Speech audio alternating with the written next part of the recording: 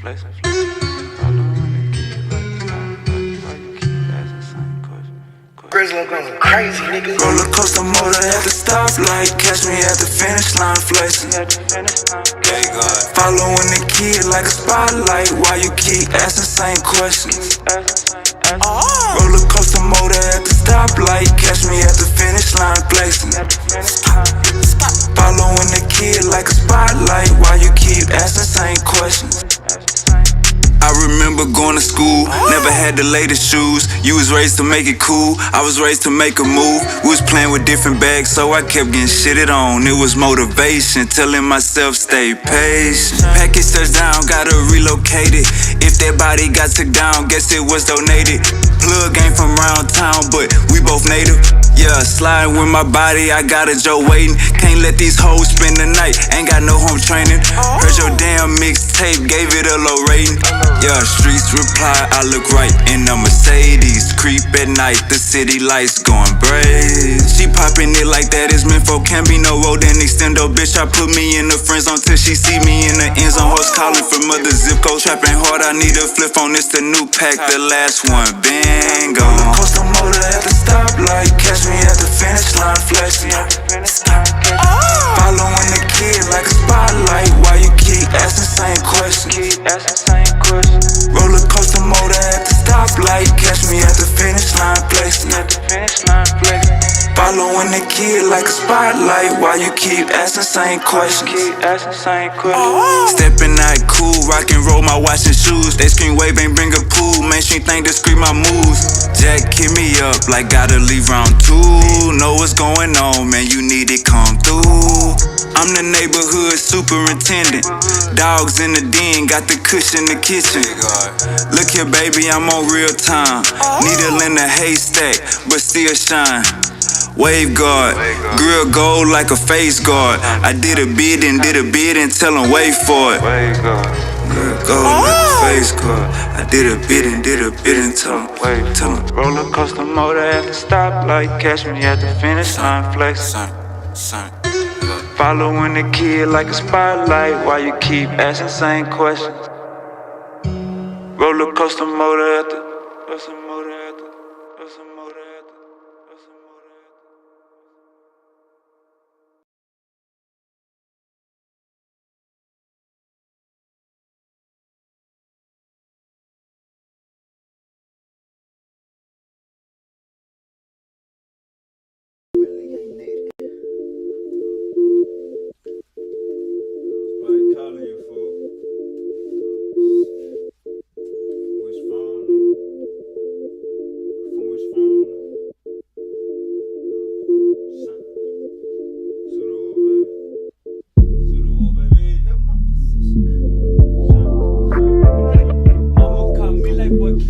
Go out the way just to help my position.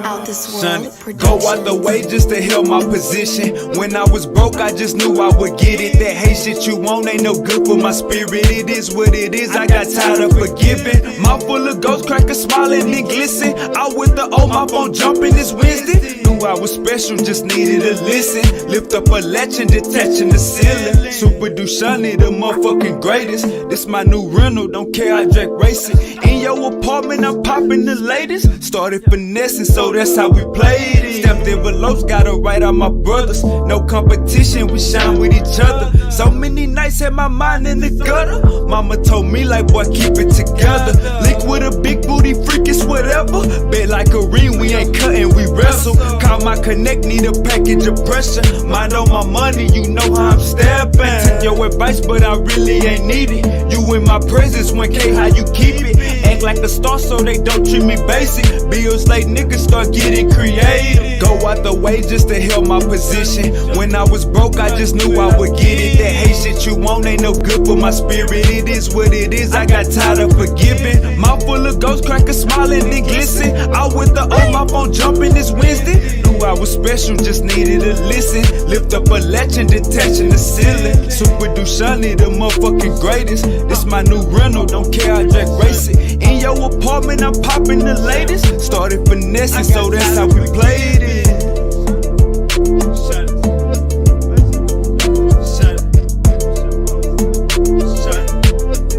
I'm detaching the ceiling. I'm full of ghosts while it's shining and glisten. Talking my language, that's tired of forgiving.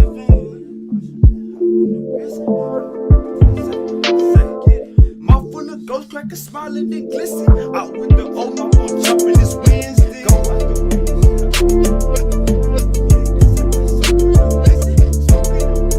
Open the distance, it's what it is. I got tired of forgiving.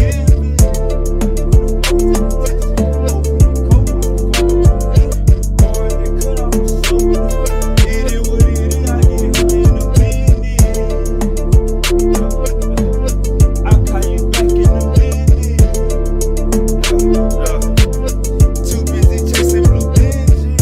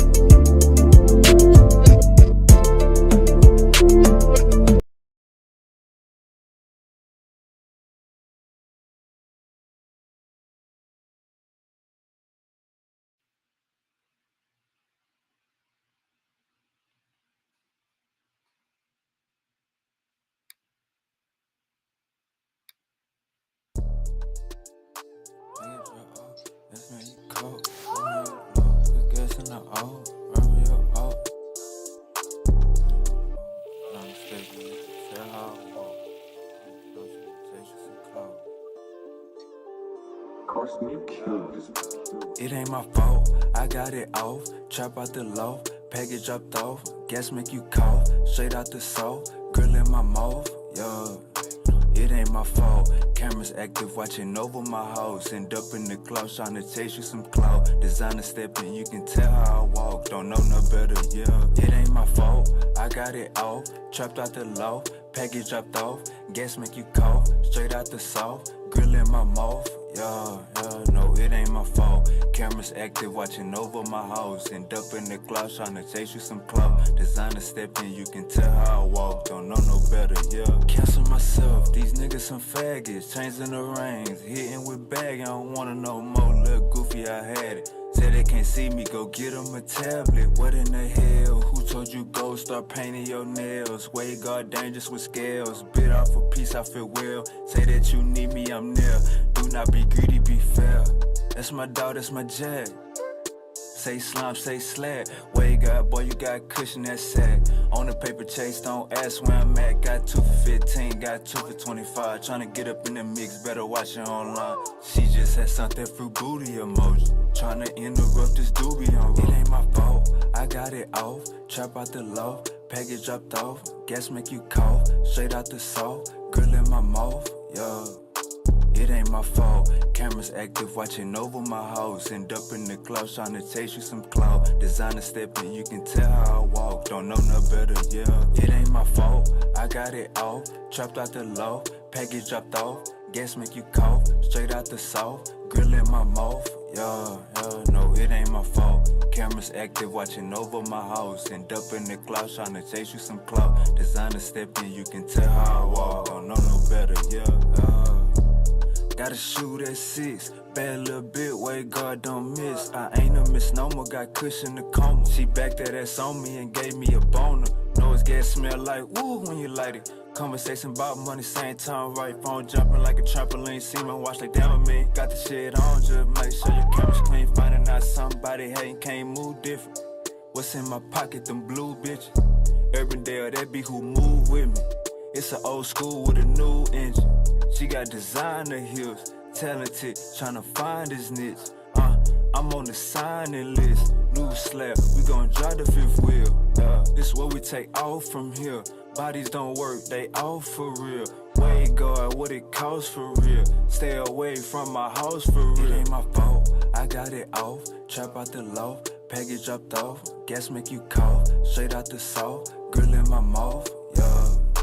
It ain't my fault. Cameras active, watching over my house. End up in the clouds, trying to chase you some clout. Designer stepping, you can tell how I walk. Don't know no better, yeah. It ain't my fault. I got it off, trapped out the low, package dropped off, gas make you cough, straight out the south, grill in my mouth, yeah, yeah. No, it ain't my fault. Cameras active, watching over my house. End up in the clouds, trying to chase you some clout. Designer stepping, you can tell how I walk. Don't know no better, yeah.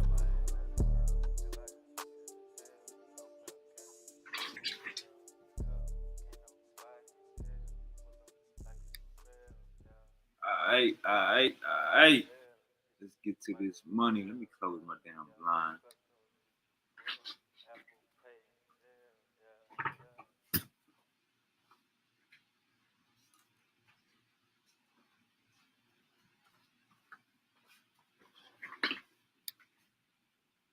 Alright. Hey man, hope y'all having a great week. Hope y'all getting to it. You know what I'm saying? Over here, Powerful Bills Only, where we learn every goddamn day.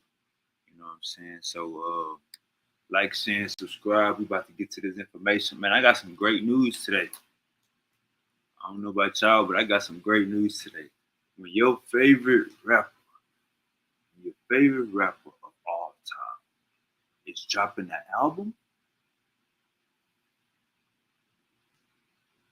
you gotta talk about it. Alright, so I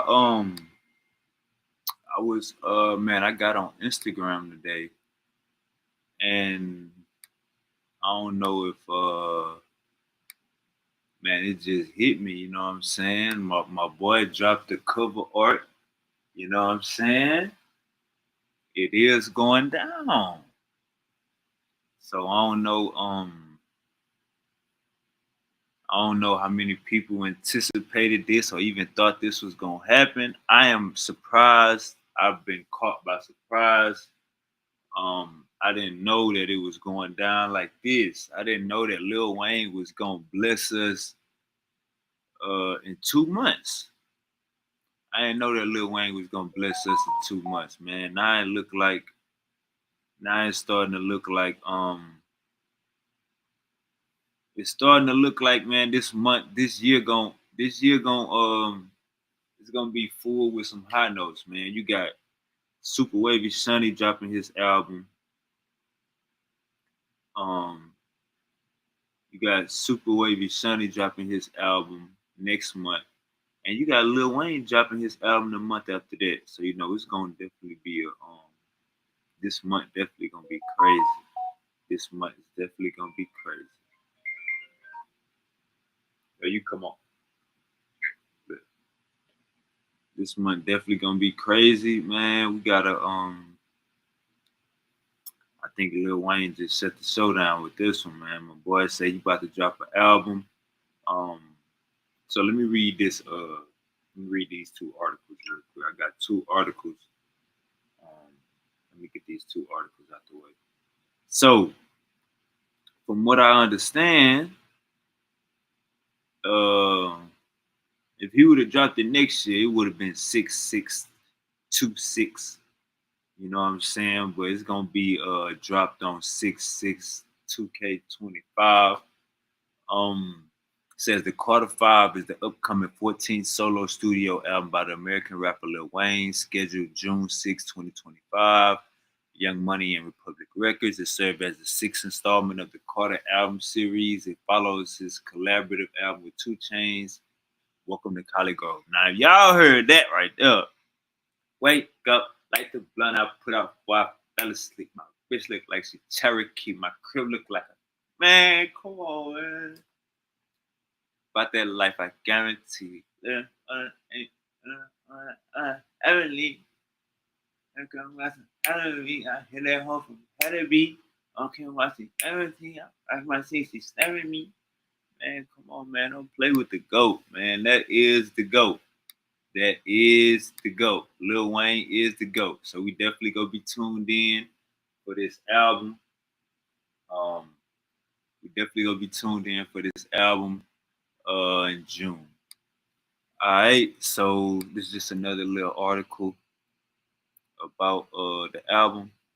It says in the cover story published in Rolling Stone, Lil Wayne revealed that his sixth installment of the Carter album series, due out on June 6th, will feature Billie Eilish, Miley Cyrus, and several other big names. Wayne did not provide any details about what Eilish or Cyrus' contributions would sound like, but told the publication that he's extra focused on his collaborations for the project.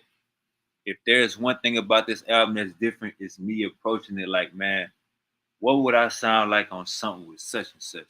Okay, so Lil Wayne is gonna be very experimental with the Carter Six. I don't know if that's a good thing, but we definitely want them bars. Go. According to Rolling Stone, Wyclef Jean and Lil Wayne have recorded around 30 songs together for the Carter Five, for the Carter Six, though the final track list is not yet known. Oh, so Lil Wayne was in the studio with Wyclef. Lil Wayne in the yo with Wyclef. Hey man, say man, I'm letting y'all know now.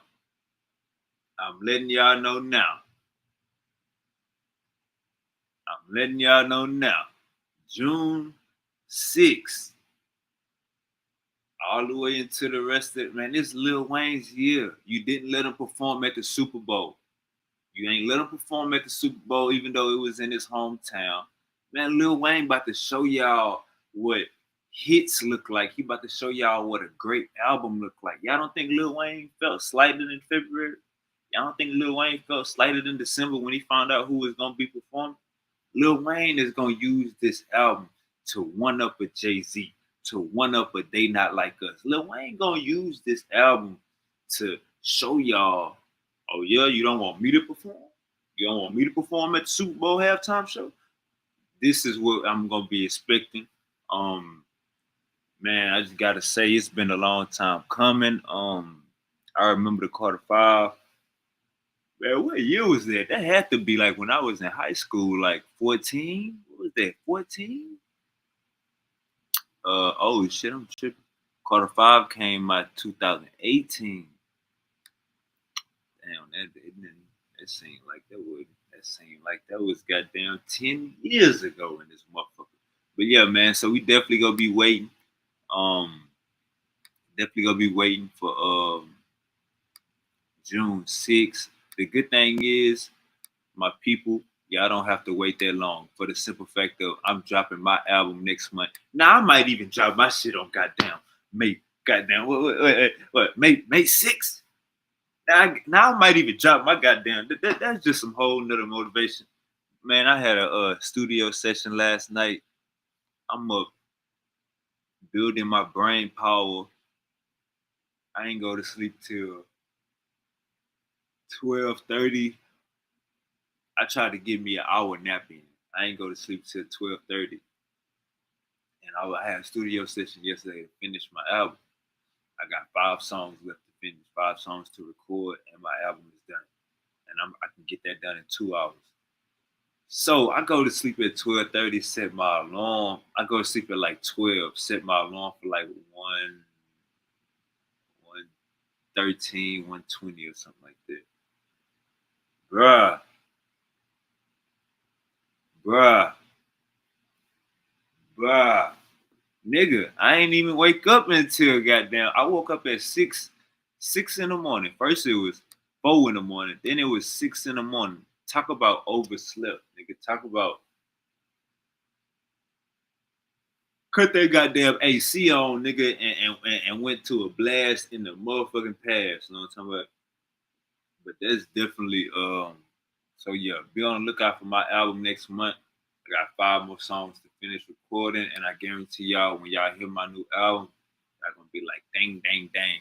But yeah, we got the GOAT, Lil Wayne dropping in 2 months, man. Really a month and about 15 days.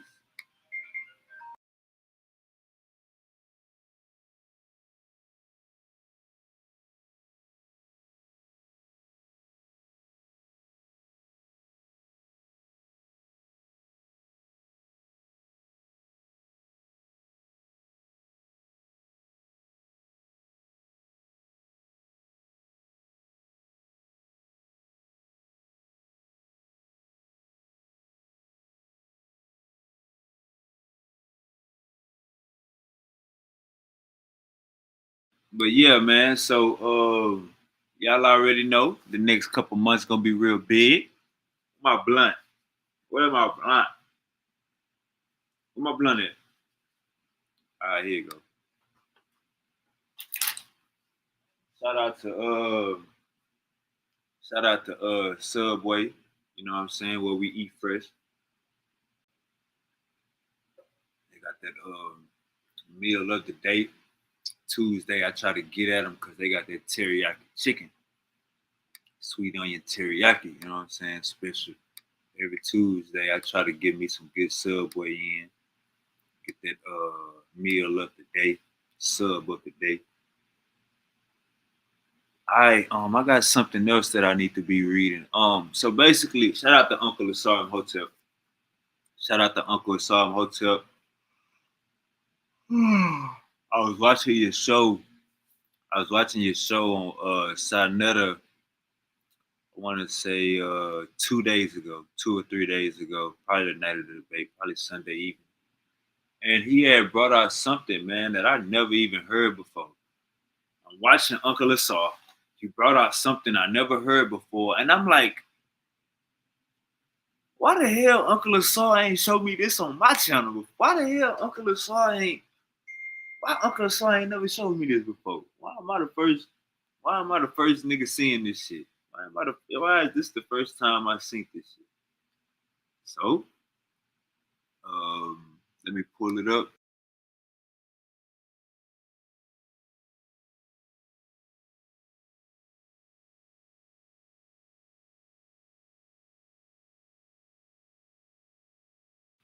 Lil Wayne said, "Wake up, light the blunt I pull out before I fell asleep," and that's exactly what we doing. Papa Bears on her.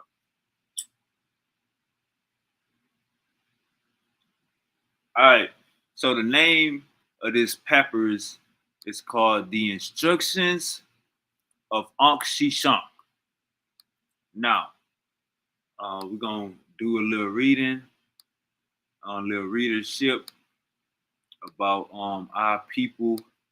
And one thing I caught on was it was pretty significant. Um, it sounded like the Bible. It sounded like the Bible. So I believe. Let me see.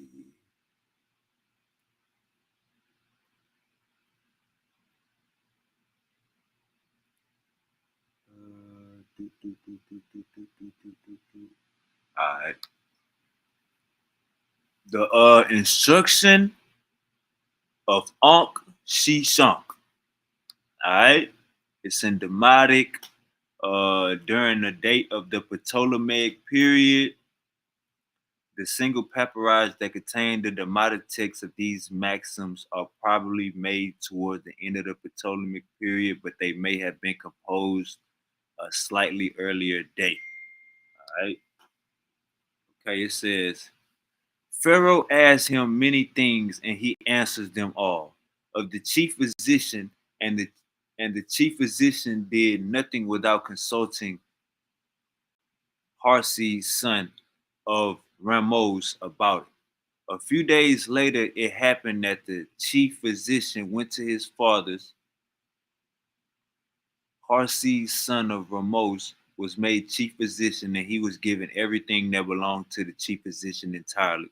And his brothers were made priests without fee. And Pharaoh did nothing without consulting Harsi's son of Ramos about it. After this happened, one day that Ankh-Shamp, son of son of Jenufi, was in great trouble. He thought to himself, said, "What I should like to do is to go to Memphis and stay with Harsi, son of Ramos. I have been told he has made chief physician and have been given everything that belonged to the chief physician entirely, and his brothers have been made priests without fee. Perhaps the God will put it in his heart to do for me what is right." He went away to Heliopolis without informing any man on earth of his going. He found a ship which was sailing. Stay here in Memphis with me. Your people 3 times a month. Unc Shishunk, son of Janufi, stayed with Heresy, son of Ramos, and he Heliopolis to his people 3 times. And he to Heliopolis to his people 3 times a month. I'm guessing these dots mean they can't translate this shit. Consulting about an evil destiny. Let me see. Hersey, son of Ramos, the chief physician, consulted Unc Shishunk about it, then said Unc Shishunk to him, may your life prosper. Pharaoh is the image of Pre. Agree to the misfortune of Pharaoh. Pharaoh has done for you many good things, more than to all the contours, concierges of the palace. You were brought to the palace when you had nothing in the world. He appointed you chief physician. He let you be given everything that belonged to the chief physician entirely. He had your brothers made chief without fee. Is what you are doing in return to have him killed? Said he. Let go of me, Unc Shishunk.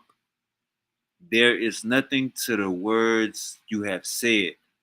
The counselors, the generals, the grandees of the palace are all agreed to do it. All right, let me see. Uh,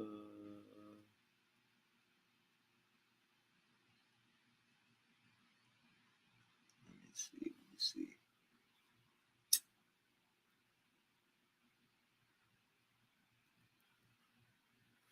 All right, let's keep going.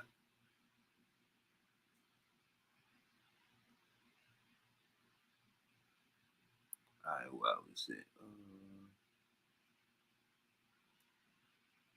Now we're happy that everything Harsi, son of Ramos, was saying to Unc Shishunk, and that Unc Shishunk said to him in reply. There was a man of the household inside a place where he heard the voices of the 2 men who was called Wahibri Maki, son of Patartes. It was the time of this same man to lie down that night in the vestibule of a private chamber where Pharaoh was. When night came, he lay down in the vestibule of the private chamber where Pharaoh was. In the 8th hour of the night, Pharaoh awoke, covering his face, and called out, saying, who is outside?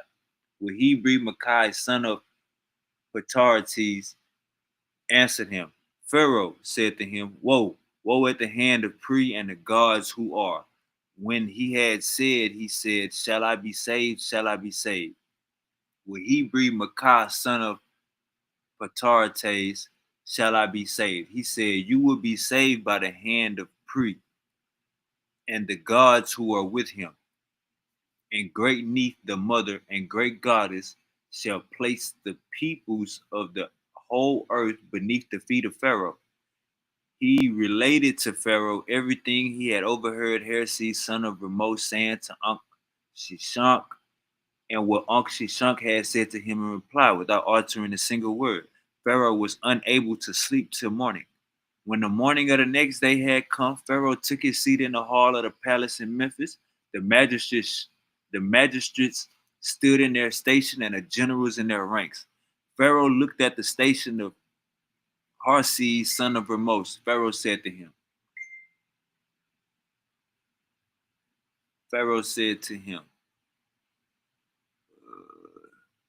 you were brought to the palace when you had nothing in the world. I appointed you chief physician and let you be given everything that belonged to the chief physician entirely. And I had your brothers made priests without fee. What have you done, conspiring against me to have me killed?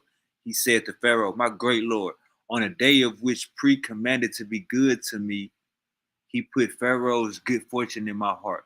On the day of which Pre commanded to do harm to me, he put Pharaoh's misfortune in my heart. Pharaoh said to him, the words, since they were said to us, did you say them to any man at all? He said, I said them to Unc Shishunk, the priest of Pre, who is here in Memphis with me. Pharaoh said to him, Unc Shishunk, what is he to you? He said, his father was a friend of my father. His heart was much attached to him. Pharaoh said, let Unc Shishunk be brought. They ran for Uncle Shunk. They ran and returned, bringing him before Pharaoh at once. Pharaoh said to him, Uncle Shunk, did you eat my bread and hear evil against me without coming to inform me of it, saying they are conspiring against you to kill you? Is what you are doing in return to have him killed be your face, my great lord? I be all I could with him, but he did not give me an answer. I knew that these matters would not be hidden from Pharaoh. As soon as he had said this, Pharaoh had an altar of earth built at the bottom of the palace. He had heard Herses, son of Ramos, placed in the fire together with all his people and every man who had conspired in Pharaoh's doom.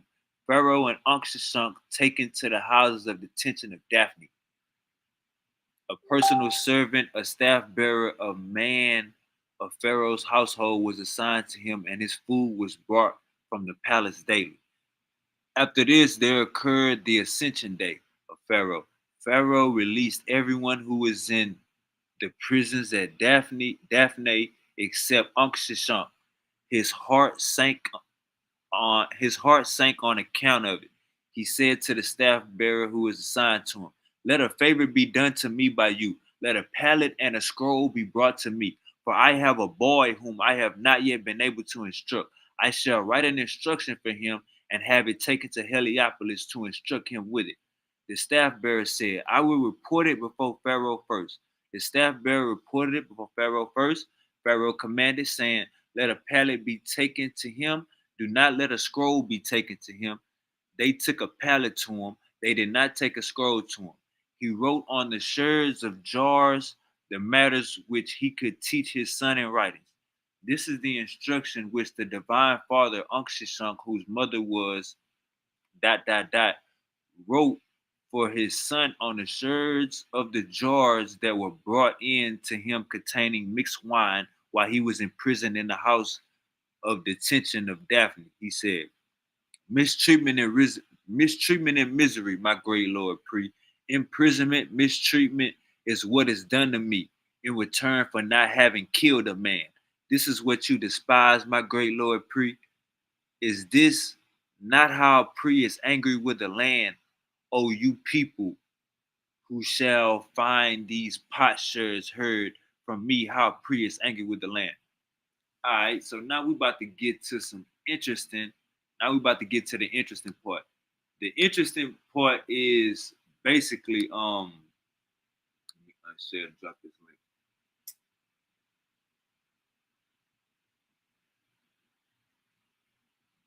The interesting part is basically you're gonna hear some stuff that sound like the Bible and it's thousands of years older in Egypt. You know what I'm saying? That's what made it so interesting. That honor thy father and thy mother. That's in the instructions of Uncle Shushan. You know what I'm saying? So we're gonna hear some wordings. Have you eaten my bread? You're gonna hear all of this stuff sound biblical, you know what I'm saying? But it's way older. So this is just something to show you that our people in Africa was our shit had to got stolen from. You know what I'm saying? Fuck a plagiarism.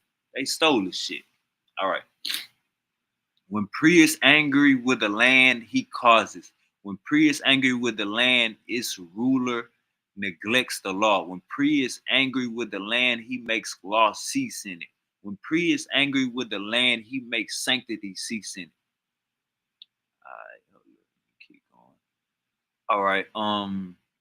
Here follow the words of Ankh-Shushan, wrote on the sherds of the jars that were brought to him containing mixed wine. It says since he was it says containing wine, so as to give them as an instruction to his son, in which were reported before Pharaoh and his great men daily. Ankh-Shushan had realized the fact that he was to linger in prison since they had not released him, and he wrote on the sherds of the jars the matters that he could teach his son. So this is Ankh-Shushan writing to his son. All right, he's saying, serve your God that he may guard you. Serve your brothers that you may have good repute. So he basically saying like Stand up for your niggas. Hold it down for your niggas so you can have a good face. Hold it down for your niggas so you can have a good face. Serve a wise man that he may serve you. Serve him who serves you. So treat other motherfuckers how you want to be treated. Serve him who serves you. Serve any man that you may find profit. Serve your father and mother that you may go and prosper. Don't this sound like honor thy father and thy mother and thy days won't be shortened? Don't this sound like honor thy father and thy mother and thy days won't be shortened? Tell me if I'm confused. We got this thousands of years earlier in Egypt. So the motherfuckers that wrote the Bible were stealing out of Africa. And this is the proof. This is the proof. What is the name of this? What are we looking at right now? The instruction of Ankh Shashank. The instruction of Ankh Shashank. Where he giving instructions to his son, you know what I'm saying? Because it looked like he's not going to be able to raise his goddamn son. All right, so he's saying, serve your father and mother that you may go and prosper. Examine every matter that you may understand it. Be gentle and patient, then your heart will be beautiful. Be gentle and patient, then your heart will be beautiful. Don't be around here expecting shit. Don't be around here aggressive and asking for shit with your hand out and your balls down. Don't be out here doing this goofy shit, nigga. Be gentle and patient, nigga. It is in maturity that instruction succeeds. Do not rely on the property of another, saying, I will live on it. Acquire your own. Look at this. This us in Egypt saying, stop looking for a handout from another nigga. Get out for another nigga toes and get your own shit. This in Egypt, man, hold up, man. Hold up, man. I ain't about to play with y'all tonight. All right, let's go back to Wikipedia. Now let's go say this was written during the Ptolemaic period, but it said it was a little bit earlier than the Ptolemaic period. So the Ptolemaic period, 300 BC, but it's saying it could have been written a little older. So there's no actual date on this instructions of Ankh Shashank.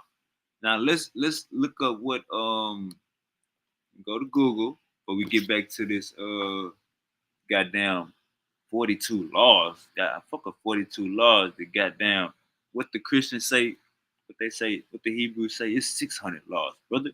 Well, this the goddamn 600 laws your ass need to be paying attention to. Oh my bad. Ankh Shashank bus. Now we about to look at what Ankh Shashank look like. Oh, I'm tripping.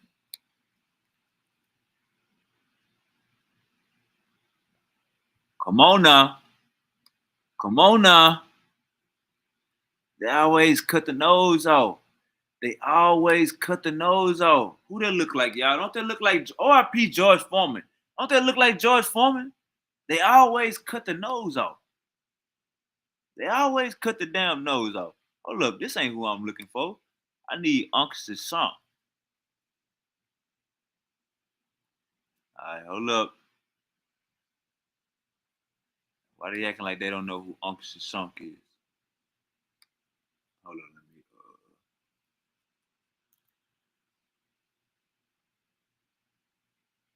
Okay.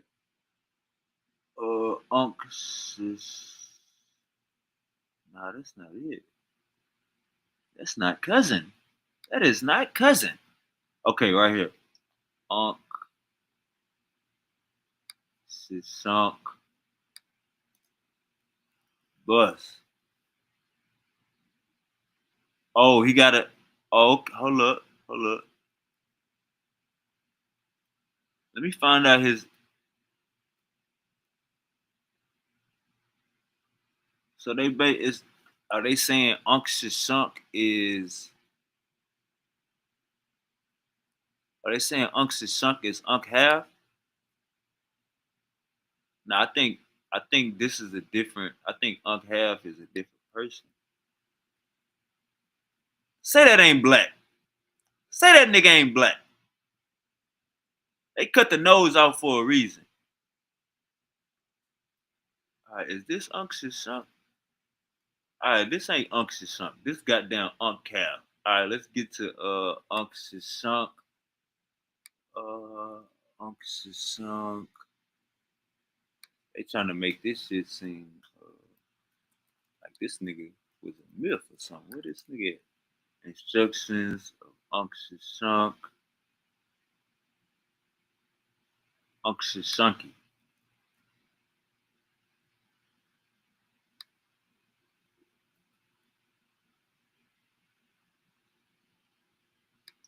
Let's see if we can find some pictures of Unc Shunk. Some a bus.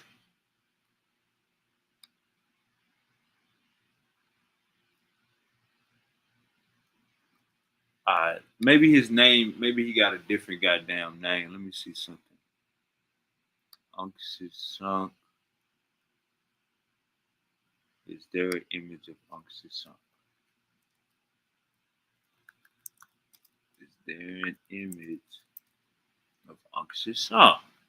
Yes, there are images available of the Unc Shunk papyrus.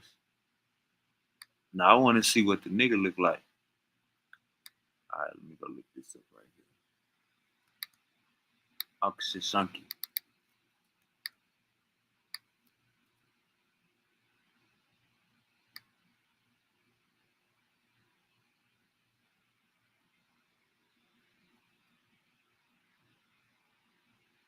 Do not build a house on agricultural land. Okay. I can't get a picture of Unc Shunk. As y'all see, I tried to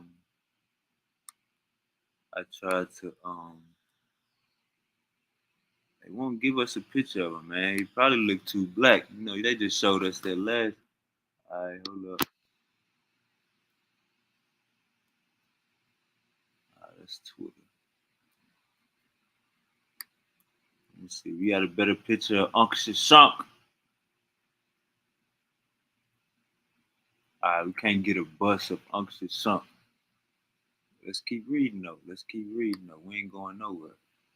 All right. Do not rely on the property of another, saying I will live on it, acquire your own.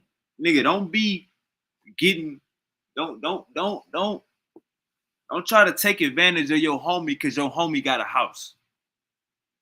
Don't try to take advantage of your homie because your homie got his shit together. Get your shit together. That is what the instructions of Unc Shunk is saying. All right.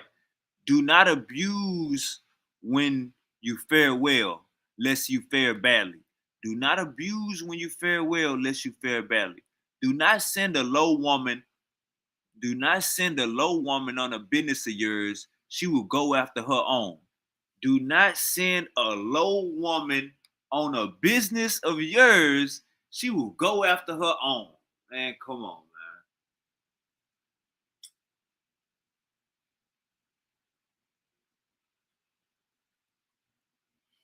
man. At least 3,000 years ago. At least. But they don't even got the date right. Do not send a wise man in a small matter when a big matter. Hey. Woke up hollering with a lickery. Man, this, hey, look. Do not send a wise man in a small matter when a big matter is waiting. Mm, mm, mm.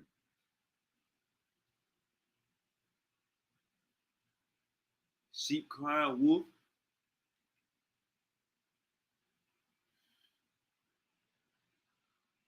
You you want me to bring you. You want me to bring you something to eat.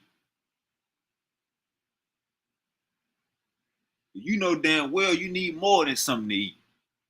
Your ass need goddamn to go wash your clothes. You need some gas, and then you need something to eat because you got food at home. But they say, do not send a wise man in a small matter when a big matter is waiting. Do not send a fool in a big matter when there is a wise man whom you can send. Hey, give me the big dog. Go get the big dog. Stop bringing these little ass robots. Stop bringing these Eurocentric black niggas to me. Bring me the big dog. Who is you niggas teacher? Stop bringing me these black white niggas. Stop bringing me these white thinking black men. Stop bringing these niggas to me. Bring me a boss. Bring me that cracker that taught them this bullshit. Bring me that nigga that made up Afro-Eurasian as a motherfucking term. Bring that nigga head to me. Bring the nigga that made sub-Saharan African a thing. Bring that nigga to me. Bring the nigga that think that our people wouldn't walking through no motherfucking desert and the sub-Saharan always been a desert. Bring that nigga head to me.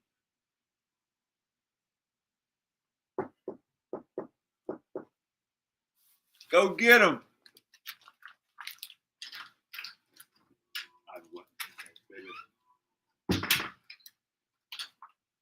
Go get him.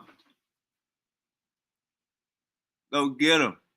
I do not send into town when you may find trouble in it. Do not send into town when you may find trouble in it. So it's basically saying, nigga, don't go over there if you know it's trouble over there. Don't go hang around on the block if you know the police are already on the block. This is Ankh Shashank, the instructions of Ankh Shashank, written in Africa, before your Bible, before your New Testament, before your Jesus thesis, before your Paul. We were standing on business. Don't go over there, nigga, if it's hot. Do not long for your home when you do not errand. Let me say that again. Do not long for your home. Do not long for your home when you do an errand. Do not long for your home when you do an errand. All right. Do not long for your home to drink beer in it in midday. Do not long for your home to drink beer in it in midday. All right, I'm gonna have to get Dr. Reggie and Uncle Asarim Carr to get me on that. Okay, this is the instructions of Ankh Shashank. We at 18. Do not pamper. Ooh, goddamn good gas. Make your nose bleed. Do not pamper your body. This is a man talking to his son. Do not pamper your body lest you become weak. Don't be out here putting on that goddamn all that grease and all that goddamn glittery lotion and shit. Nigga go work in the field, nigga. Do not pamper yourself when you are young, lest you be weak when you are old. Do not hate a man to his face when you know nothing of him. Let's get that again. Do not hate a man to his face when you know nothing of him.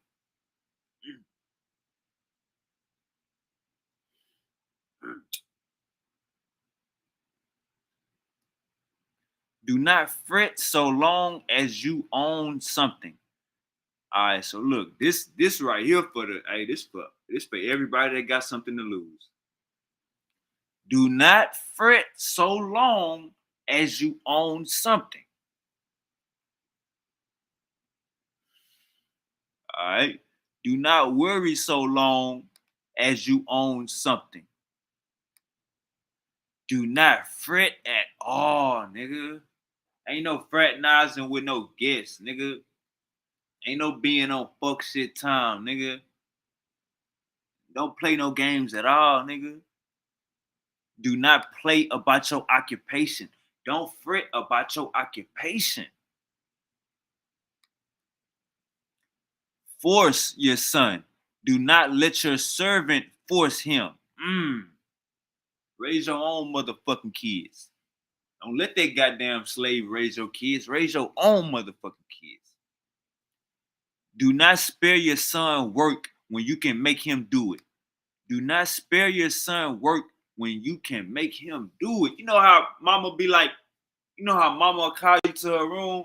Son, get my remote. Nigga, you walk from upstairs to downstairs, past the kitchen, went to her room, and she telling you to get her remote. Her remote is on her dresser. Nigga, she stand up, take 4 steps, she got her remote. She called you in your room playing the game on the phone with your girlfriend to come all the way downstairs and get your mama remote. Well, guess what, nigga? We was on this same shit in Africa, goddamn, over 3,000 years ago. Let's keep going. Do not instruct a fool lest he hate you. So this is saying, don't be out here giving game to no dumb niggas. Don't be out here giving game to no dumb niggas unless he hates you. Then you gotta show when they hate you. You gotta show their ass. Fuck a preacher. Then you gotta show their ass. All right, let's keep going. Do not instruct him who will not listen to you. So a lot of y'all be trying to give Silky D advice. A lot of y'all be trying to give my boy Silky some advice. You know what I'm saying? Y'all think everybody just receptive to a new opinion. Do not instruct him who will not listen to you. In other words, keep your own goddamn opinion. Silky gonna do what he want to do. Do not rely on a fool. Hey, that's said and done right there. That's said and done right there. Do not rely on the property of an idiot. Or you and your homie, you know, y'all,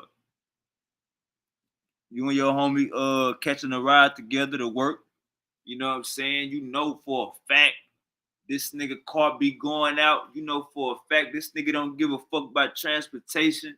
He don't give a fuck about his car being in tip-top shape to get y'all to work every morning. Don't rely on that nigga car. Get your own goddamn car. Do not hide and then let yourself be found. Do not hide and then let yourself be found. Do not hide when you have no food.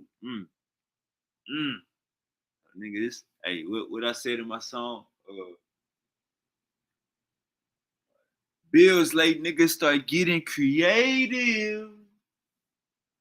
Bills late, niggas start getting creative. Now, for real, do not hide when you have no food. You gotta get out there and get it. Get out there and make some shit happen. Make some shit happen. All right, we got some comments on the screen. We got some comments. If we get to these damn comments, it's going down in this bitch. All right, so my boy Misery is saying shalom. Misery was goody. Misery was goody.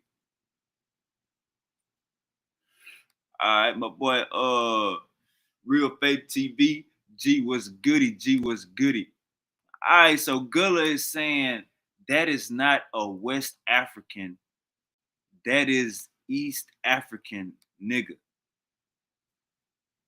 Gullah, check me out, Gullah. Check me out. Check me out. Before them white people made your ass be considered a West African, where we came from? East Africa, right? So before them white people made you a West African, by this time period of DNA going forward, you gotta understand, Gullah, we uniting Africa. We creating like Dr. Like what was it? Dr. Diop, I think it was Diop said, United States of Africa. We creating a motherfucking United States of it. Ain't no more, hey, cut it out with that white nigga lining up. Stop cutting my goddamn Africa motherland. Cut it out with that white man line of thinking, Gullah. African is African, nigga. Cut it out with that damn white man line of thinking. And we talking about Egypt right now, nigga. We ain't talking about East Africa, nigga. You share my goddamn screen. Gullah with this goddamn Neanderthal way of thinking. What you building on tonight? I came in late. Hey, man, we going Hey, we going in on this the instructions of Uncle Shashank. The instructions of Uncle Shashank where it tell you to honor your mother and your father. You know what I'm saying? A whole bunch of stuff that you think that you'll be like, damn, ain't this in the Bible? We got that shit in Africa. Wait. Silky don't give a damn. Our brother go jump out the window and commit suicide. Yeah, know what I'm saying? Like y'all you just gotta recognize this what the fuck going on. You just gotta recognize that's just how my boy like it. All right, let's keep going. He who hides when he has no food is in a place of one who seeks it. He who hides when he has no food is in a place of one who seeks it. All right, so this is what we read tonight. We're going over the instruction of Ankh Shashank. The instruction of Ankh Shashank. Gullah talking about this East African. Brother, we don't split up Africa how y'all niggas be trying to do. We don't think like the white man over here on Powerful Bills Only. You know we don't think like the white man, Gullah. It's the United States of Africa around this motherfucker. And we gotta say it probably like Diop said. All right, let me see where we was at. Okay, it says, I like that one right there. Do not fret at all. Don't fuck around with these niggas at all. Don't fuck around with these niggas at all. Be about your business. You know what I'm saying? All right, let's keep going. Do not go away and then come back on your own accord. Do not go away and then come back on your own accord.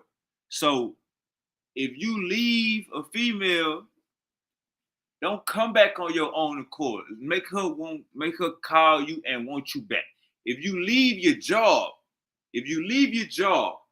don't come back to your motherfucking job after you just quit, goofy nigga. Make them want you, goofy nigga. Make them want you. Do not run away after you have been beaten, lest your punishment be double. Do not run away after you have been beaten, lest your punishment be double. Didn't our parents tell us this in 1990? Didn't our parents tell us this in 2000? Don't run, I'm gonna beat your ass worse. Don't run, I'm gonna beat your ass worse. Didn't our parents say, don't do all that motherfucking running? You making me hit myself. Do not run away after you have been beaten, lest your punishment be double. Come on, man, let's keep going. Do not insult your superior. Hey, look. So in this thing called life, we got roles. You feel me? So in this thing called life, we got roles, and we get hard times when motherfuckers don't play their role, right? So like, for instance, you might not want to work at McDonald's, right? But if somebody don't work at McDonald's, that drive-through line go be crazy, right? You might not want to work at a concession stand at a football game. That might not be something that you want to be employed doing. You know what I'm saying? But somebody got to do it, or those lines go be behind the goddamn field. You know what I'm saying? So it's more so of understanding that everybody got a motherfucking role, and if you working in a job where you got a supervisor, manager, all of that stuff, which we know you do, if you working in a job like that, don't insult your superior. You know they can play games with you. You know they could goddamn hit your ass. You know what? We work 40-hour weeks. I'm gonna give your ass 15 hours a week until I see they can play with you. So don't insult your superior. You feel me? Do not neglect to serve your God. Do not neglect to serve your God. You know what I'm saying? You know, I go to heaven every night. Me and my nigga G, we in heaven every night. We ain't neglecting shit. That black woman gets served daily. That black woman gets served daily. So do not neglect to serve your God. Do not neglect to serve your master. Do not neglect to serve your master. Do not neglect to serve him who can serve you. Do not neglect to acquire a manservant and a maidservant when you are able to do so. Do not neglect to acquire a manservant and a maidservant when you are able to do so. A servant who is not beaten is full of curses in his heart. A servant who is not beaten is full of curses in his heart. Now, damn, that's a hard one right there. I don't know, Uncle Shunk. Goddamn me. Yo, Uncle Shunk, relax a little bit on that, nigga. This ain't, you is not a Hebrew Israelite, nigga. Y'all will not be taking over the white man in the afterlife. Relax, Uncle Shunk. A small man with great wrath makes much stench. A great man with small wrath gets much praise. Do not say young man to one who is old. Do not belittle an old man in your heart. See, this is why I be telling y'all, we gotta respect our elders. You know what I'm saying? We gotta do not say young man to one who is old, and do not belittle an old man in your heart. We gotta respect our motherfucking ancestors. And here's proof that we was on that shit in Africa. We was on that in Africa. I don't know where you new booty niggas come from. I don't know where you cosmetology niggas come from. Goddamn cosmetology class niggas. All right, let's keep going. Do not speak hastily lest you give offense. Do not speak hastily lest you give offense. So he's saying, don't set it off unless you feel like it's already set off. You know what I'm saying? Don't set shit off unless you feel like it's already set off. Do not say right away what comes out of your, damn, this is perfect. Do not say right away what comes out of your heart. Do not say right away what comes out of your heart. Say, we be out here, we be too emotional. You know what I'm saying? And if you living like I'm living, a motherfucker tell you the wrong thing one time, you cutting them off forever.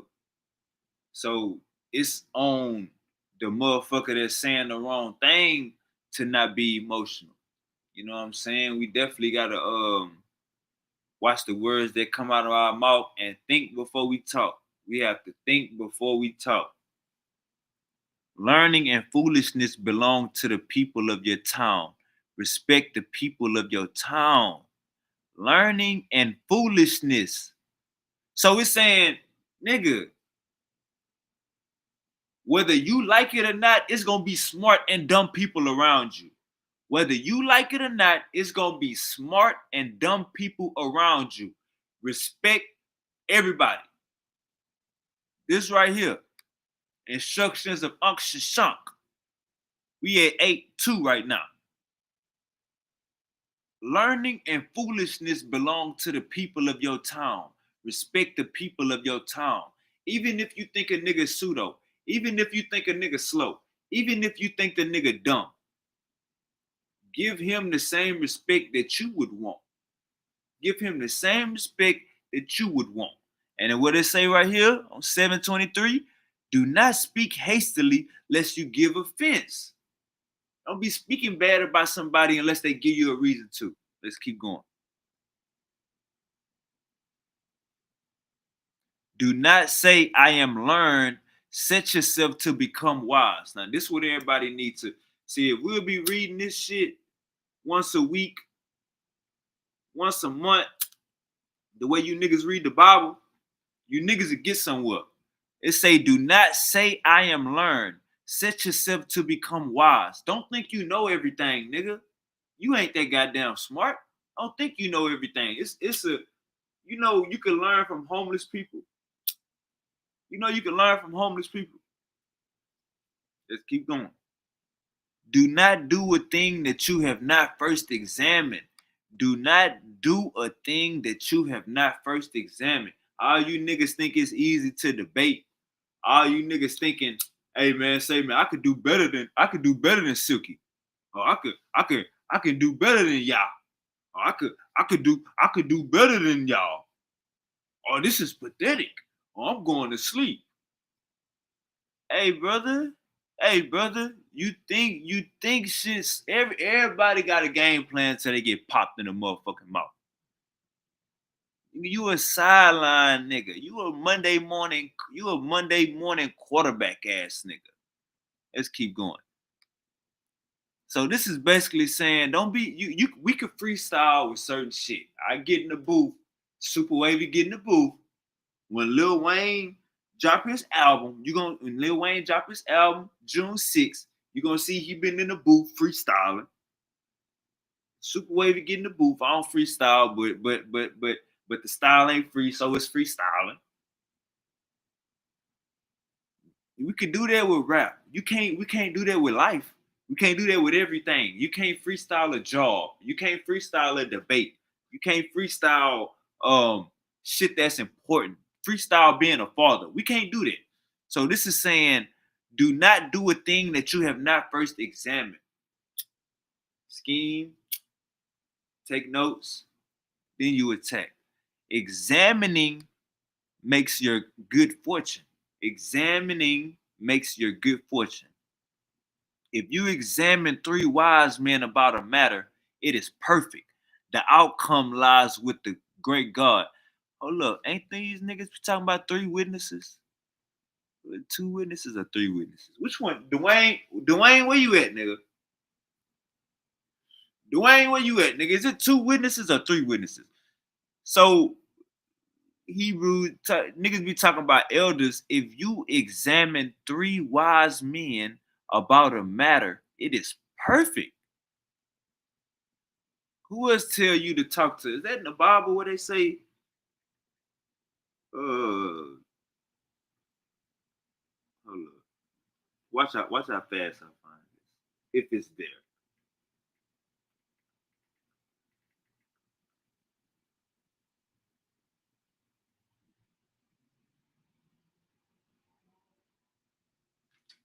All right, so the Bible got 3 wise men known as the 3 kings.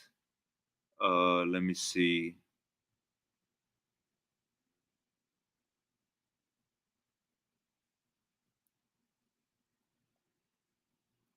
Let me see.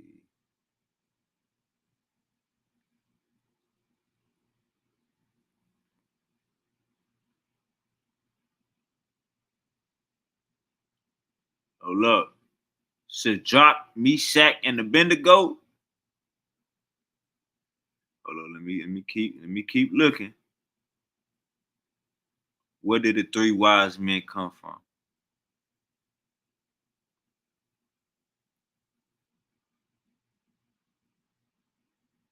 The Bible describes the Magi, biblical Magi. In Christ, the biblical Magi, also known as 3 wise men, 3 kings, and 3 Magi, were distinguished foreigners who visit Jesus after his birth, bearing guilt. Man, bro, hey, look, y'all, this is in real. Hold up, man. This in real time. 3 wise men. But you got an unctuous shunk. If you discuss a matter with 3 wise men, it's perfect. And in the Bible, you got 3 wise men coming to see Jesus when he born.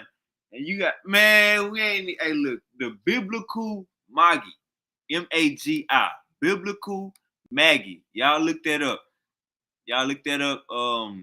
I think they stole it from our ancestors, and we need to go do a warrant for them guys. If you examine 3 wise men about a matter, and just Google, all I did was Wikipedia biblical Maggie or Google where did the 3 wise men come from, and you're gonna see a whole bunch of biblical shit pop up. But we reading it right here in the instruction of Uncle Shashank. Come on now. Over 3,000 years ago. All right, let's keep going. Do well by your body in your days of well-being. Do well by your body in your days of well-being. And for real, man. It's saying while you young like me right now, you know what I'm saying? Need to be taking good care of ourselves. You know what I'm saying? This gonna give me motivation to get back in that gym. Uh, Rest of this year. There is no one who does not die. There is no one. So you see how niggas be acting like they stopped making guns when they made theirs. See how niggas be acting like they got superpowers. Who that was that said I bleed just how you bleed, B? Who said that? That was T.I. that said they ain't stopped making guns. He thought they stopped making guns when they made Jared. That was T.I. It was at ATL. That was the movie ATL. I can't remember. But say, man, stop playing with our ancestors. Do not withdraw from a scribe who is being taken to the house of detention. If you withdraw from him, they will take him to his house of eternity. Do not go to the court against your superior when you do not have protection against him. Do not take to yourself a woman whose husband is alive, lest he become your enemy. So y'all gotta, hey, and this smart too. This smart. Because niggas die for messing with other men's wives, right? But if you and this woman's husband is beefing, then y'all already know what's up. You ain't gonna be here with no surprises. So let's keep going. In straight times or happy times, wealth grows because of spreading it. You know what I'm saying? Yeah, man. Definitely give to the homeless. You know what I'm saying? We definitely gonna do a Christmas drive for the homeless this year. Definitely gotta give back, you know what I'm saying? You always want to be the one with it than without it, because you know for a fact when you without it, it's been so many motherfuckers you looked out for, you know what I'm saying? Your name good, you got credit in the streets, and you got credit amongst your peers and family. Do your fate. Hold up, my bad. May your fate not be the fate of one who begs and is given. Nah, for real. May your fate not be the fate of one who begs and is given. Yeah, man, you gotta stand up on your own square. You gotta be your own earner. When you work the land, do not pamper your body. When you work the land, do not pamper your body. Do not say, here is my brother's acre. Look at your own. Yeah, nah, for real. Have your own shit. This telling you to be self-sufficient, independent, and holistic. You know what I'm talking about? Do not say, here is your brother's acre. Look to your own. Get your own shit. The wealth of a town is a Lord who does justice. The wealth of a temple is the priest. The wealth of a field is the time when it is worked. The wealth of a storehouse is in stocking it. The wealth of a treasury is in being in a single hand. The wealth of property is a wise woman. The wealth of a wise man is his speech. The wealth of an army is his leader. The wealth of a town is not taking sides. The wealth of a craftsman is his equipment. Do not scorn a document that has a claim on you. Do not scorn a remedy that you can use. All you niggas be hey man, say man, all you niggas be Nah, I'm gonna let that one go. Get y'all some sea moss. Get y'all some goddamn sea moss. If you don't know where to get it at, hit me up. I can get it for you. Now we talking about sea moss smoothies and shit. We ain't talking about no grass. All right, let's keep going. Do not scorn Pharaoh's business. Do not scorn a matter that concerns a cow. He who scorns matters too often will die of it. So don't be out here complaining and shit. Don't be a complaining ass nigga. That's the last thing we want to hear, a complaining ass nigga. Go put some work in. You see what it say right here? He who scorns matters too often will die of it.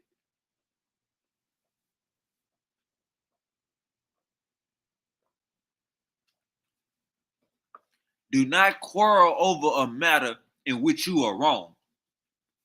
So do not quarrel over a matter in which you are wrong. Move on. Hey, players fuck up. Men, we fuck up. As black men, we fuck up. Announce your fuck up and move on. Do not say my land thrives. Do not cease to inspect it. Do not dwell in a house with your in-laws. Do not dwell in a house with your in-laws. So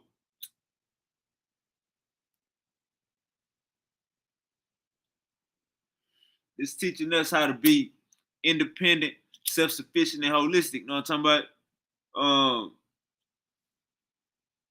Hey man, I ain't even gotta say much.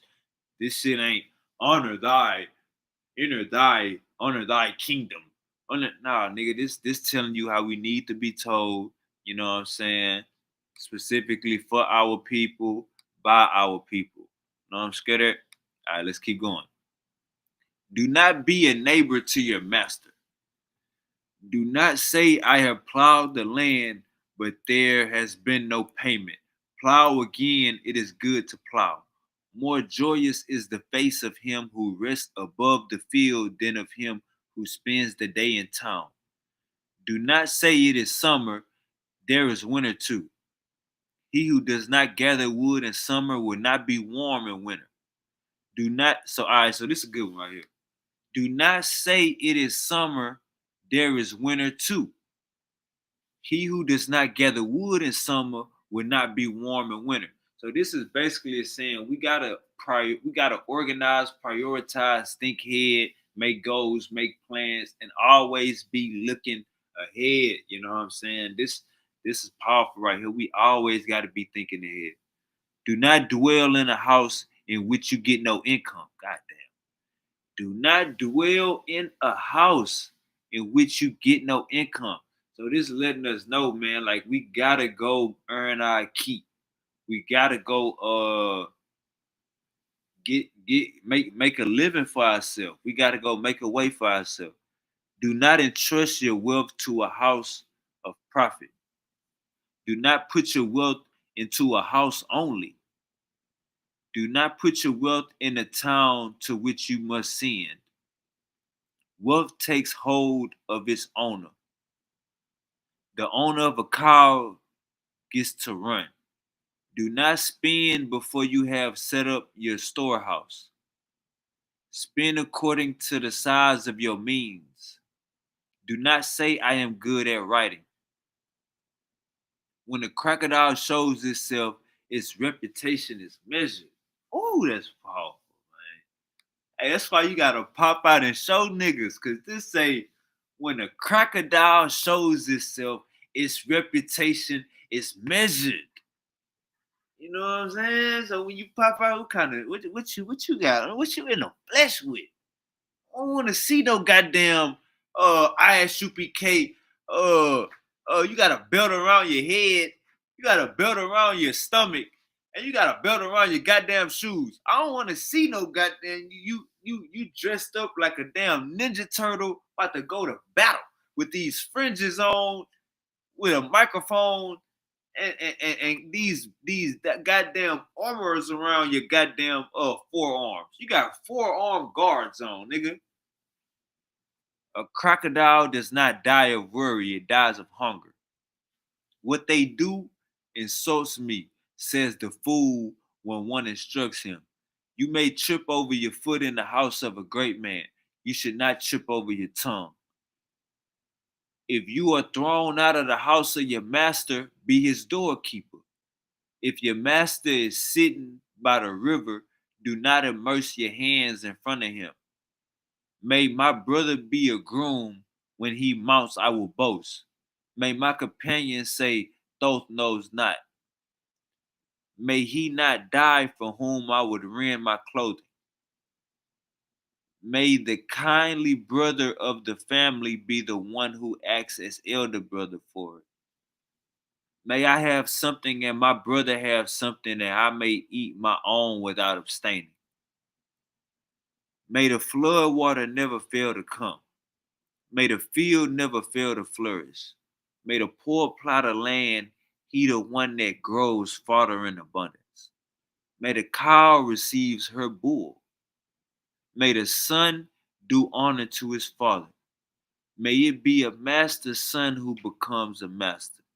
May my mother be my hairdresser so as to do for me what is pleasant. May the moon follow the sun and not fail to rise. May the existence always follow death.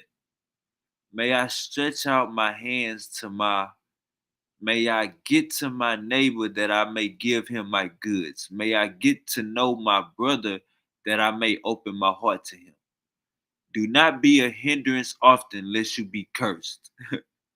Do not get drunk often lest you get mad. Hey, Goo, Uncle Harold, y'all ain't gotta get drunk often unless y'all get mad. You know what I'm saying? Take a wife when you are 20 years old that you may have a son while you are young. Do not kill a snake and then leave his tail. Do not hurl a lance if you cannot hold its aim. Hey man, don't be holding on to that chopper if you're gonna be shooting goddamn up 5 houses and innocent people that wouldn't even ain't got shit to do with the beat. He who sends spittle up to the sky will have it fall on him. A man's character is his family. A man's character is his destiny.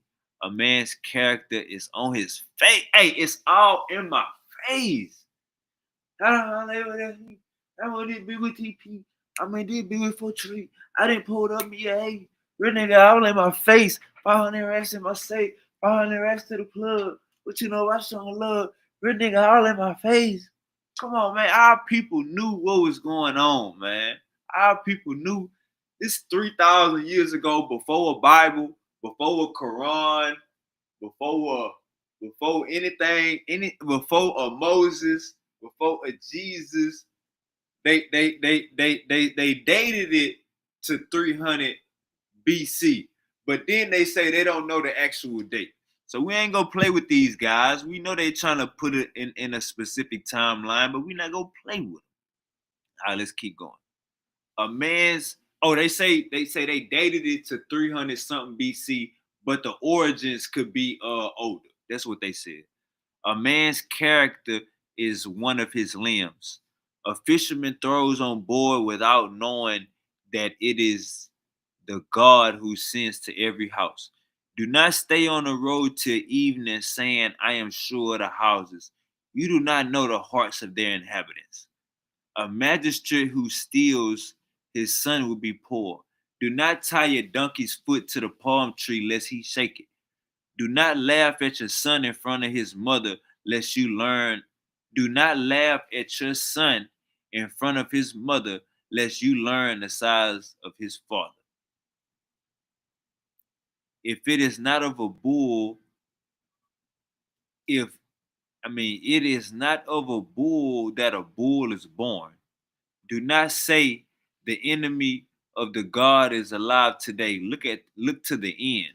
Say good fate at the end of old age.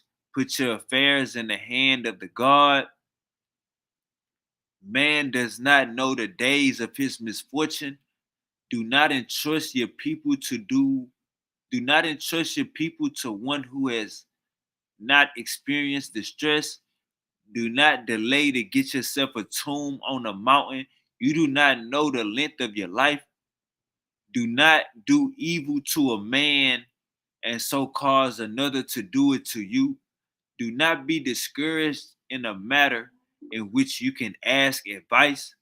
Happy is the heart of him who has made a judgment before a wise man. All right, we got Uncle Harold in the building.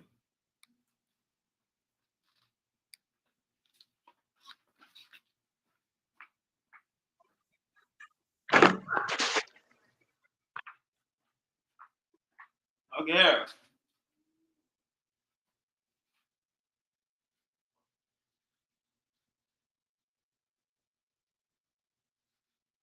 Okay, Harold. All right, like Uncle Harold having some technical difficulties. Shout out to Subway. Shout out to Subway for holding down this live stream.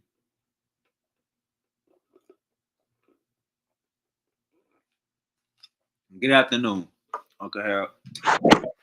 Brother Waver. How everything How's going, Uncle Harold? everything going, brother? Greetings and salutations. It's another day on Powerful Bills Only. We learn something new every motherfucking day. How's everything been going, brother? We haven't talked in it's been a couple of days. What's going down? Yes, sir. Yes, sir. Yes, sir. Oh man, everything been going good, man. I can't complain. Um, I was just reading up on some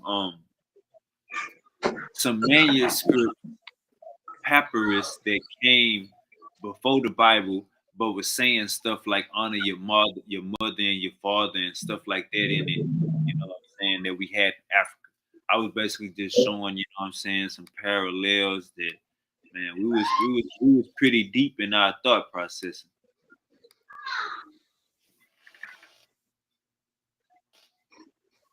Everything you don't have, man. I see you got the big TV in the back, the 80-inch. No, sir, 96 inch. Let's get it proper. I'm stop. I'm bullshit. Oh, everything's going well, man. I'm feeling good, no complaints, no problem. I'm glad everybody's doing well. Did you hear about the Pope that died on Easter? Nah, I didn't hear about that. What happened? Oh, we got Pope Francis. He's been a pope for many years for the Vatican. On Easter Day, the Vatican announced that the Pope is dead. The Pope gone. So anybody want to send their rest in or however they want to do it, the Pope gone. So they gotta announce another pope. Yeah, sooner or later, after they finish with their commencement and have all their very big funeral and everything, they're gonna make a big spectacle of it. Okay. Yeah, man. So, R.I.P. the Pope, man. yeah. So, anything in the news that lately that you've heard of, or anything that you would like to discuss? Man, I'm gonna leave that to you. But one thing I don't want to talk about, and one thing I don't want to talk about is the Kanye West situation. I'm Who not. is Kanye West? I don't even know who that is, so I wouldn't be Yeah, able to talk about him because I don't know who that is. the Ye. I don't want to talk about the Ye comments about his cousin. I feel like Mhm. we need to. He needs some counseling or therapy right now, and I ain't trying to like capitalize on his pain. If you get what I'm saying, I think he needs to get some. Overstood. I got you. Okay. Did we hear about the Shannon Sharp incident that's going down? We have a 20-year-old girl. She's an OnlyFans star. She's bringing up charges on Shannon Sharp. She's coming with rape charges. She's also coming with that. She let him put it in. No, this is what she claimed. I only read the news, and this is allegedly coming from the source with Jason Lee on the internet, and a lot of other people have picked this up, and they have also, said this in the records are public records. She basically said that she had a relationship with him. He flew out. She was young. He flew out.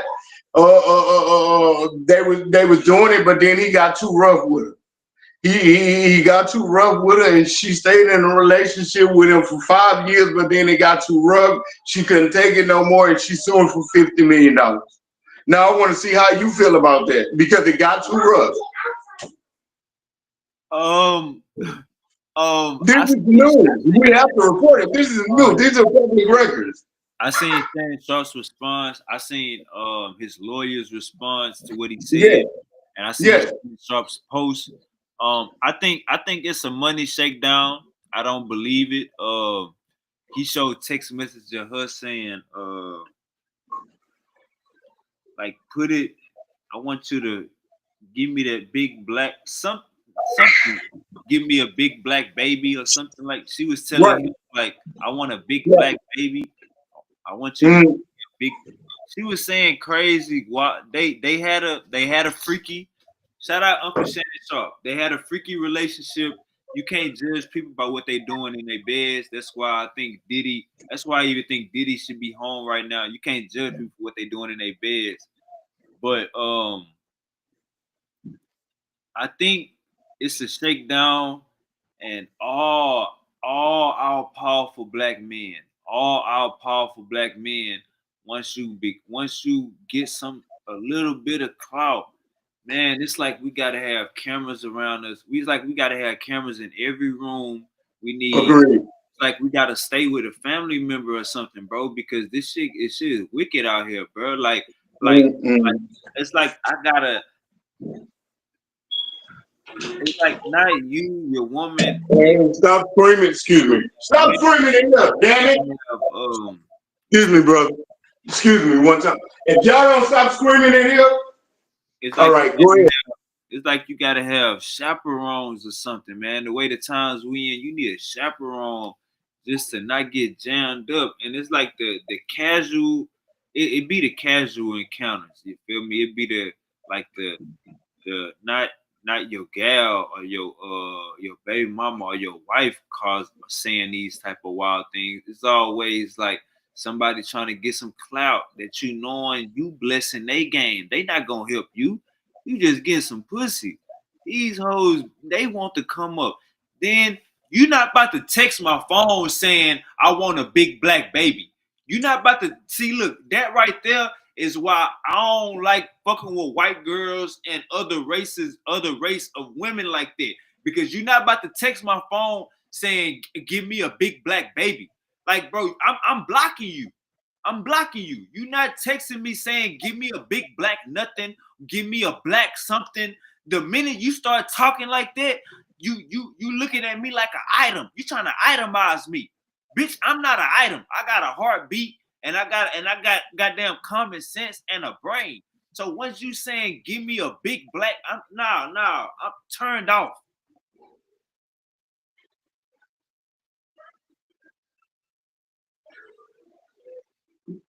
Well, in response to this incident, because of course we all know that the person that's suing him, she, let's be honest, she's a white female. She's a young white female.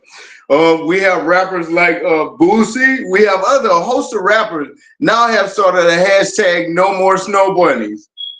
So this has become kind of like a phenomenal that a lot of people are now posting no more snow bunnies. The people are saying snow bunnies. Snow bunnies we refer to when the NFL started, the basketball started, all the ball players, all the rich people, they make it rich, they dump their black female, and then they end up going to what they feel as a white doll, as you, if you will, a white Barbie doll. Let's be clear. The only nigga that did that was Kanye. The only nigga that did that was Kanye. Russell Wilson had a white girl all throughout college. Nigga, he got with Sierra. You look at Okay. all the OGs in the game, the LeBron James, Michael Jordan wasn't even with his goddamn baby mamas. He white girl diving, but he wasn't with his goddamn baby mamas. Magic Johnson, look at all of the elders. They stayed with that black woman. So Kanye West is the only nigga that tripped up like that. And Scottie Pippen, maybe. And maybe a host of others that we're just really not naming.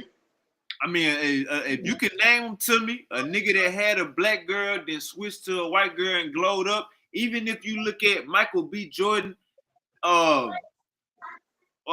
Michael B. Jordan. What's that ugly nigga name that's with Megan Good? He had a goddamn domestic violence case on a white lady and got with Megan Good. So it's like that Kanye West is the only nigga that tripped up like that. If you understand, Denzel Washington, all of our We're not talking nothing about no Kanye West, man.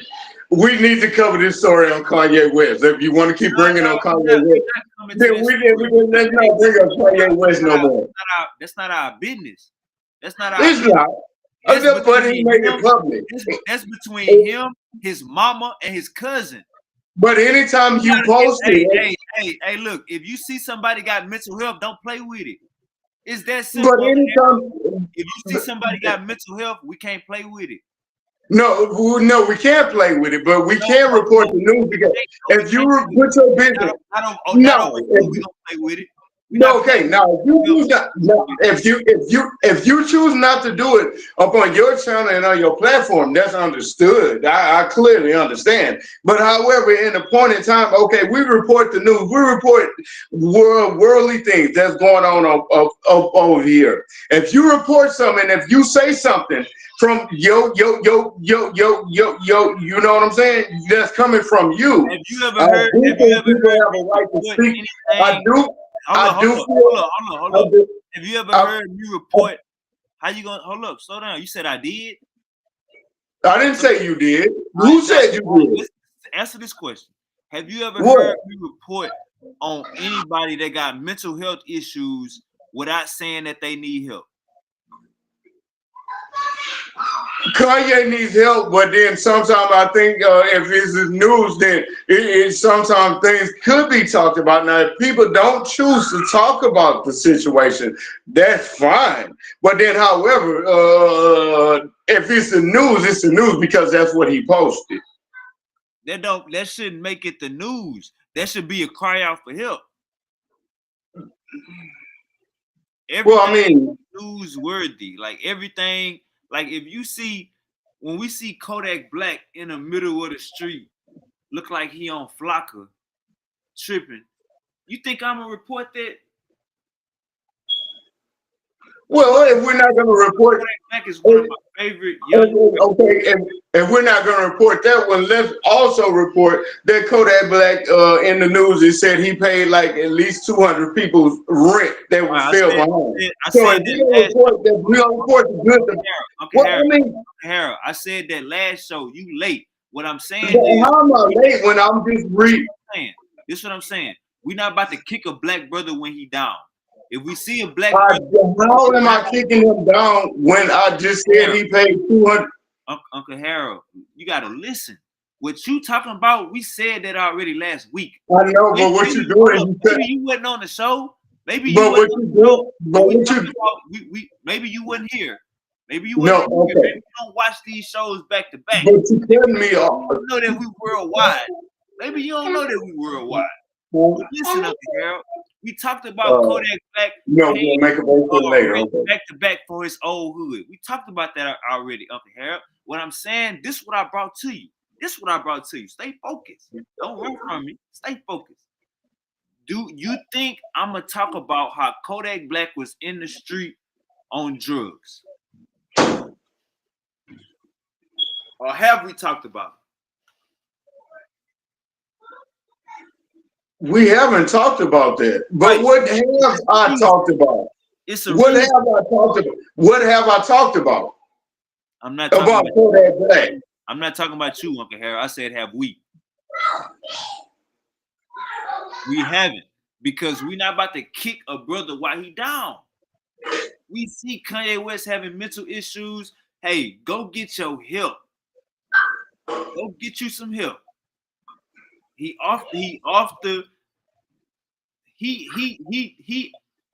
this nigga, he got to get some help. That's it. You know what I'm saying? He just basically got to get some help. Now, this is what I gotta ask you, since you say you got the news and you got all the goddamn news. So what happened? What's going on with where's the France getting uranium from? Where's France getting uranium from? France is getting uranium because they found pockets within their country. They're also smuggling and peddling through third-party country. Everybody's getting uranium now. That's the main thing. They're getting gold and they're getting uranium. Everybody. I heard you say third-party countries, but I know goddamn well my motherland, goddamn third-party country. So where's France? So where's France getting uranium from, Uncle Harold? They're getting it from different sources, and they're also getting it from third-party countries. I'll say that once again. All right, well, third-party countries and also trusted sources that they've already been raping for years. I'll say that one. How about maybe that'll help ease your mind. All right, since you don't know, I'm gonna let you know. France stealing goddamn uranium from Africa over 30 years for free. We need to investigate what the fuck is going on. Why did Nelson Mandela? Why did Nelson Mandela go to jail? Uncle Harold? To be silenced and to show you ain't got no great black hope. Now, was that morally correct, Uncle Harold? If I want to gain control over the country, it was not morally correct. However, it's a strategy that would get the people together. That I want them to do. Did it get the people together to do what they wanted them to do? It served its purpose at that point in time because they still allowed to be the country to be raped, pillaged, and also change hands at different times. So it served its purpose for them. But morally speaking, no, I don't feel that it was right. All right, so Nelson The art of war.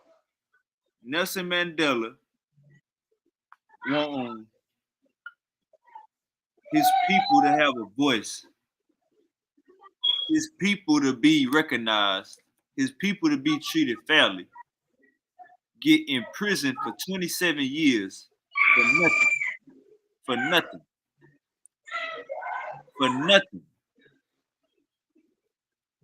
There comes a point where we got to stand up for our people, and we got to realize that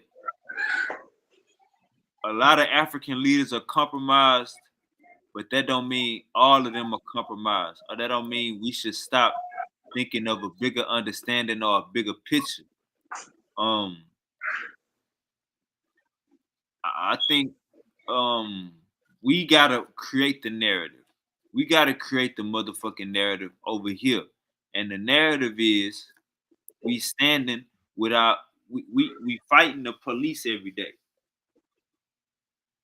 You know who put Nelson Mandela in jail? How we fighting the police if we ain't doing nothing wrong? That's what I'm trying to figure out. You tell me. You was here before me.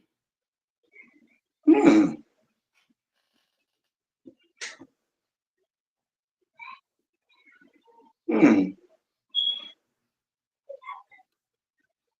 can't tell me. Because I ain't never had no police or no issues with it. I've never been arrested. I've never, one time maybe for a traffic stop. So I've never been arrested. I've never had any dealings with the police. I've never. So you don't think that the police laws in America have been portrayed and made to violate black people to a worse extent than white people? Well, if we look in the beginning, we have to start how the police were first constructed and made. They were made by bandits and outlets that were able to, that they wanted to get the people in line, and they were paid for that. Right. So if you go to jail for a gram, of cocaine, would you get the same amount of time if you went to jail for a gram of crack? Okay, Harold. I don't know about cocaine or about crack. All right, so yeah, basically what I'm saying is you don't really know what's going on right in front of your nose. Well, see, no, that doesn't mean I don't know what's going on. That just means I don't walk amongst the cocaine and crack. That doesn't mean that I don't know what's going on. That just means that since I don't walk amongst the cocaine and the crack, I don't have no reason to be stopped or have anything to worry about, no police because of cocaine or crack. Now go ahead, let's continue, brother. We talking about American history of when they started dropping. Well, shit, I'm 48. I'm 48. Hold up. We talking about. Am I not American history?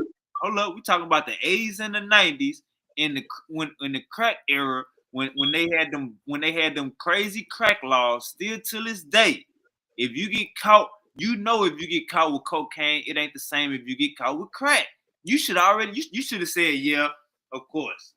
No, I shouldn't have said that because that would have meant I agree with what you say and I disagree with what you say. But what I'm telling you is that. So you're saying if I get locked up? No, I'm saying I disagree with your logics on how you speaking about it. Oh, explain that. No, what you're saying is true. From one you get more than from the other one because you added baking soda and some goddamn heat to it. Of course, yeah. What I'm saying is, what I'm trying to get you to hear is I disagree because I've never had to go up in that realm of ever have to worry about cocaine nor crack or being worried or get in time because I've never been arrested. So you just because I didn't go through what everybody else went through, that doesn't mean that I don't know about what's going on. So you disagree with my logic on what? That right there, what you just said? If you're not in the mix of cocaine or crack, then you ain't got shit to worry about. And that shouldn't even be part of no history. You ain't got no dealings with it. You shouldn't have nothing to worry about. Brother, you think we brought crack into our community? No, Ronald Reagan flooded. Hold up. You think we brought cocaine and crack into our community, brother? You think we got boats? Who put it up to their mouth? I just asked you a question. I asked you a question as well. Who put it up to their mouth? We're having a conversation. How can you? Yes, we are. Question. I asked you who brought did we? Ronald Reagan. Bring the cocaine Ronald Reagan. Community. Did we have the boats? Ronald Reagan pumped up crack into the whole everything. Ronald Reagan.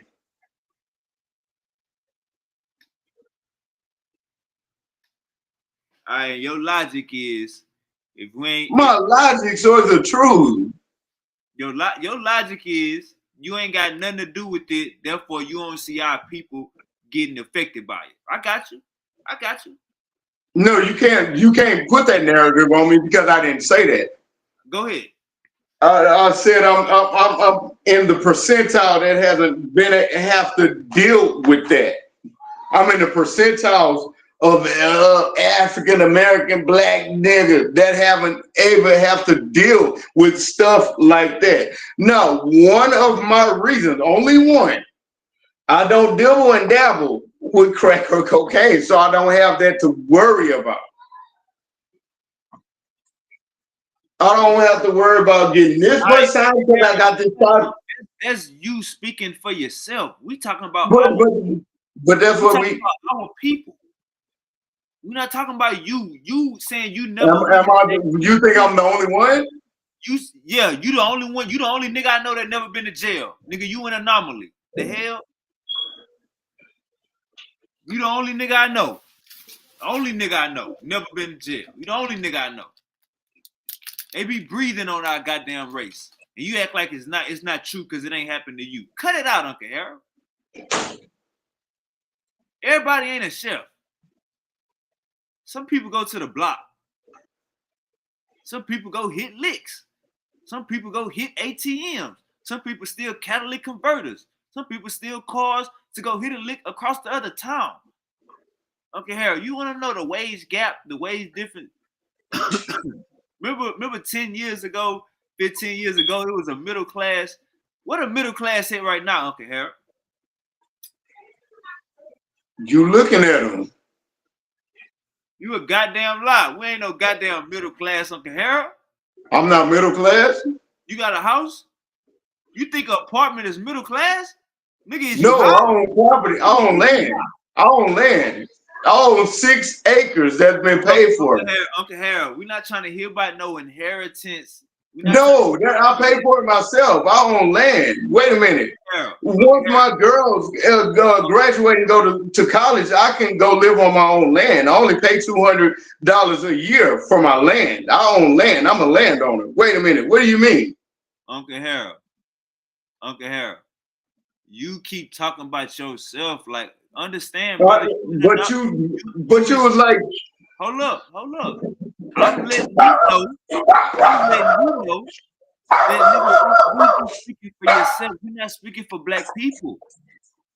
Go outside and ask your neighbors, hey, I got some land. No, they wouldn't be staying in that fucking apartment. They wouldn't be staying in that damn apartment if they had some land. Cut it out. I'm on the podcast. Give me a second. I'm on the podcast.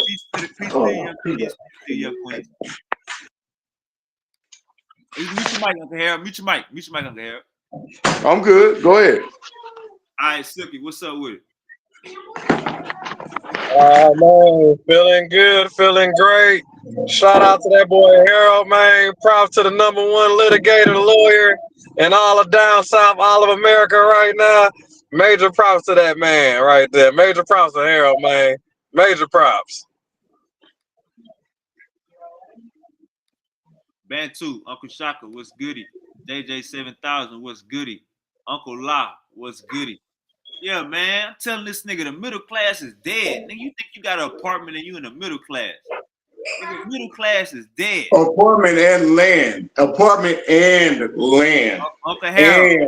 Harold, go stay on your land, then come back to this conversation. Go stay on your goddamn land, then come back to this conversation. I do go camping on my land. When I do go take me a trip, I do go camping. At this point in time, my kids are still in school, so it's not the best time for me to go stay on my land. But then when they graduate school and then go to college, I already have everything that I need up on my land. But I do go camping out there. I got you, Uncle Harold. Now, to the bigger point, this is what we was getting at. They got laws and they've been creating racist tension towards our people in America over 50 years. You can believe it or not. You could be blind or not. That's up to you. This is the point. We is gonna big up our brothers. We gonna stand for the black man. We always gonna push our people forward. And when we seeing one of our brothers going through something, we're not gonna kick them while they down. You know what I'm saying? We're gonna big them up. Not even speak on it because we know you need some help. That's more so the thing. If you see Silky D get robbed and some people put it on camera, I ain't gonna post that shit on here. You gonna act like it never happened. It never happened. We don't know nothing about it. That's more so the whole thing, man. So a lot of people, they can get their fun in, they can get their laughs in. We gonna just set a different standard, man, and you will see it resonate. You gonna see it resonate to other people. If you say we're a part of a different standard, that would mean that the standard that I have and the standard that you have. My thing is, if you put all your business on social media, that means you want everybody to see. So if I put all my shit post it on social media, that gives me an opportunity to give an opinion and commentate on it. Now, if I didn't put it on there, or if it was leaked or of any of that, for, you know what I'm saying, superficial shit, then okay, then I can understand where you're coming from. But if I put something up on there, it's for everybody to see, and I want everybody to see it. If we all know, or we all assuming you have mental issues, nothing that you saying makes sense. But you can only assume that. You the man. You can only assume that. That man every time that man gets spectacular, you know he about to drop an album. When everything starts coming, he gets spectacular. You can only assume what? that he has a mental issue. You don't hear him saying they won't let me see my kids and my all these niggas is betraying me. You don't hear him complaining. You don't never. Heavy is he who wear the crown. No, you're not about to say we assume No, nigga when he's saying it. man, is this no different? You gonna give me a Bible verse, nigga? We talking no. But for what? For what? Is this no different than when he our homeboy talk? Damn door right now, knocking, nigga. Tell Jehovah Witness to stop coming to my fucking hood. Go start laying out Jehovah Witness. Why they keep coming to my damn hood? Cut it out. Stop sending them my damn address, Uncle Harold. Now, like I just fucking said, if a nigga is saying they won't let me see my fucking kids, Kris Jenner, you trying to make my daughter a porn star. Why y'all got my daughter rights? Why is y'all hitting up niggas to do verses with my kids? If you got Kanye complaining all of this shit about him not being able to see his kids, niggas backstabbing him, Jay-Z not being there for him, and you want to say we don't know for a fact he ain't got mental health issues going on right now. Uncle Harold, you need to re-examine life, motherfucker. What the hell is going on? I need to re-examine life. Because the narrative doesn't go the way that you want it to go, then I need to reevaluate life. If this shit no different than we hear, wait a minute, I'll let you talk. Wait a minute, I'll let you talk. Wait a minute, I'll let you. What is the narrative? So we're on your platform, so now one can't say nothing. What is the narrative? We on your platform. If a black man, why he down? If I'm a co-host, if I'm a co-host, that means I can't speak. I have to listen to everything that you say. I'm asking. What is the narrative? Hey, Silk, you gotta be goddamn mic. Nobody talking to you. What is the narrative, Uncle Harold? If this is your platform and I can't speak, everybody you get a chance to speak, but do I? Topic. Get back to the topic. What is the narrative? We were already on the topic. You just didn't agree with it. What is the narrative? You just said the narrative don't go your way. Then what is the narrative? No, I feel people should be able to have their own opinion about something. Just because you don't agree with what I say, but that doesn't make it wrong. Just because I don't agree with what you say, that doesn't make it wrong. I might think it's full of shit. I really think it's full of shit, but that doesn't mean that I think that, you know what I mean? Answer the question. What is the narrative? The narrative of you brought it up. You said just because it don't agree with your narrative. What is the narrative? I was speaking. When I was speaking, how you cut somebody off? If I get it to do, hey, hold up. I don't know if you're doing the same thing. Hey, you said it out your mouth. So I'm asking you, what is you talking about? What is the narrative?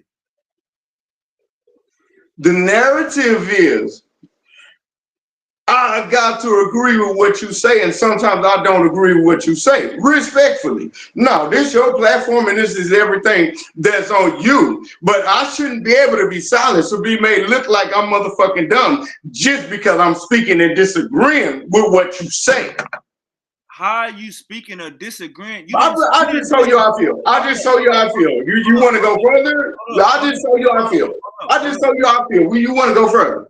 Hold up. You didn't. When did you disagree with something I said? What is the narrative? Go ahead. I think we should move on to another subject. And then we can go. I think we should move on. I think we probably should. So you got befuzzled. That's what happened. We ain't even discussed the topic because I didn't let it come out. You got befuzzled because you talking about a narrative. No, we're not kicking a black man down when you know he got mental health issues. That's what the fuck going on. I don't know what the fuck is going on. What black man did I kick? Nigga, what the fuck nigga, what can you disagree with, nigga? Wait a minute. Why I gotta be your nigga? Why I gotta be your nigga? Why all of a sudden, nigga, what can you disagree with? Wait a minute.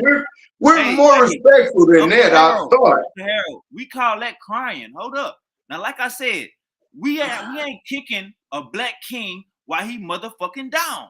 Now, since you don't know what the fuck the narrative is again, it ain't no motherfucking narrative. The narrative is we ain't kicking no black man when he down on this platform. That's what the fuck going on. Now tell me what you disagree with, because you can't tell me. A nigga ain't silencing you if the topic ain't coming up.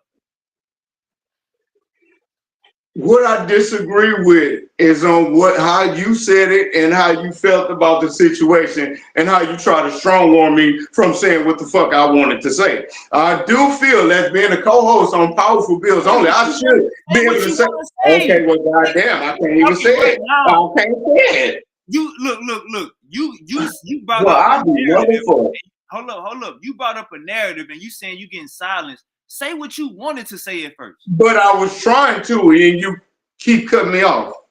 I'm trying to. You brought up a narrative, so I tried to get you. Okay, but I'm trying to tell you the motherfucking narrative if you stop cutting me off. I'm trying to tell you. So then you start talking and didn't know what you was talking about. So say what you wanted to say earlier.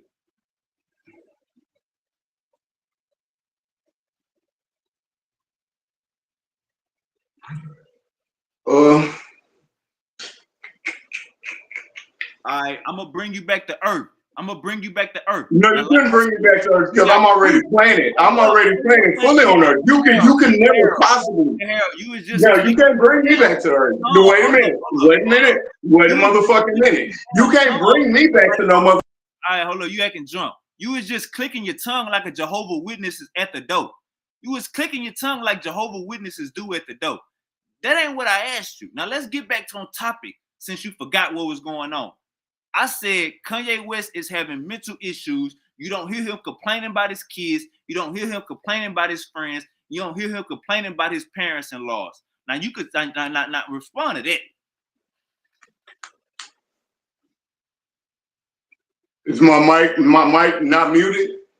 Is you gonna cry again? Yeah, fuck. I never seen myself as crying from the motherfucking beginning. Is my mic muted? Can I speak now? Without being motherfucking, don't do this bullshit, bro. I'm watching you trying to get a goddamn reaction from goddamn people. Don't do this bullshit behind those small little itty bitty ass shit topic, motherfucker. Boy, on Powerful Bills Only, we learn every day. And Powerful Bills Only, we learn every day. All right, check me out, Uncle Harold. This is what I'm saying. This nigga is complaining about his ex-wife's mom trying to make North a porn star. He complaining about him not having rights to his kids, him not being able to see his kids. All this in the last 50 days. You know, he knew that before he even made kids with her and married this whore. Dude, what the fuck? Yeah. When he was being set up and got set up with her. Never mind. Go ahead. I'm sorry. Uncle Harold, I got you. We talking about right now though. Let's stay focused, right? We talking about 2025, right? Right. So what I'm saying is he is having mental health issues right now, and he got to get that fixed.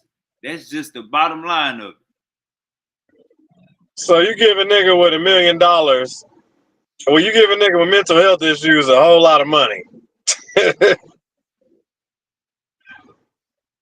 I don't know what you talking about. I'm confused. They still riding first class, ain't they? Ain't they rich? What she got to work for? I don't even know if you on topic. What happened? I'm talking about what is the girl? What she got to work like they rich are? I mean, but then again, the family rich.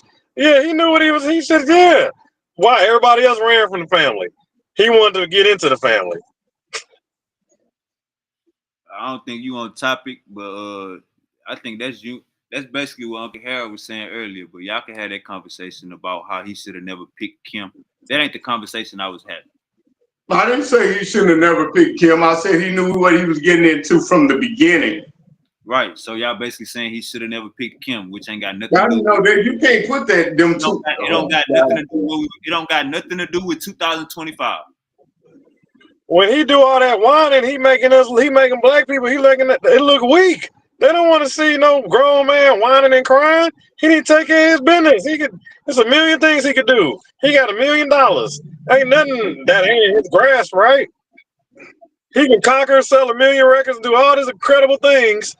He can go take care of be around his kids.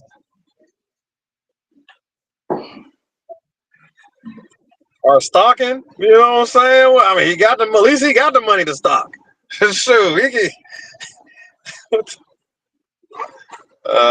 Man, that's All right. shoot. All right. My bad, Uncle Harold. Uncle Shaka said I was fucking with you. Yeah, you Uh, down bad Oh, for yeah, that, baby. I didn't take any offense by it. This two brothers just speaking on on topic. I didn't take any offense by it. Harold Shaka say Man, that we not gonna fall into it behind beliefs. he said got Harold smoking Salem's. What's Salem? Oh, Harold don't smoke Salem. Harold no. real in the field. But Harold I'm with don't you, smoke baby. Salem. We're not putting down no black Sorry, people. We're not going. Yeah, we're not kicking our brothers while they down. We just hello, only brother want our brothers Chocolate. to do better and Hello, be brother better. Chocolate. Harold don't smoke Salem. Sorry. No, you are welcome to roll you up a cigarette, that top cigarette that you be rolling up online. The jailhouse cigarette, that's fine for you. Everything okay, brother Shaka? Wavy, did you see Harold going against Honey today? Did you miss see that? No, you didn't see it because you was lying. Oh my God, boy, you need to stream that. Harold was in court, but then Hey, Uncle Harold, man. Hey, Silky D got a thing for taking my friends and bringing them to his channel. He bringing them to his back chat. So I'm sorry if Silky D got you in any type of trouble. This like the friendliest nigga I know. My bad, Uncle Harold. trouble. Man, that nigga famous now. Hey, man. I'm gonna say this. At the end of the day, if this is standard I'm gonna set. This is the standard I'm gonna set. Uncle Shaka say I smoke joints. All right, so this is standard. This is standard that we all need to be set. Um, if we see a brother going through it, that's all I'm saying. If even it's like this, we see people go through stuff all the time, and then they will go live, and we'll be like, damn, why you going live during this He didn't time? go live. He written it down and posted it. But what I'm saying is we'll never speak on the trauma that they're going through. We'll never speak on the trauma that made them do this. Just because they posted or they Okay, well let's address the trauma then. hold up. Just because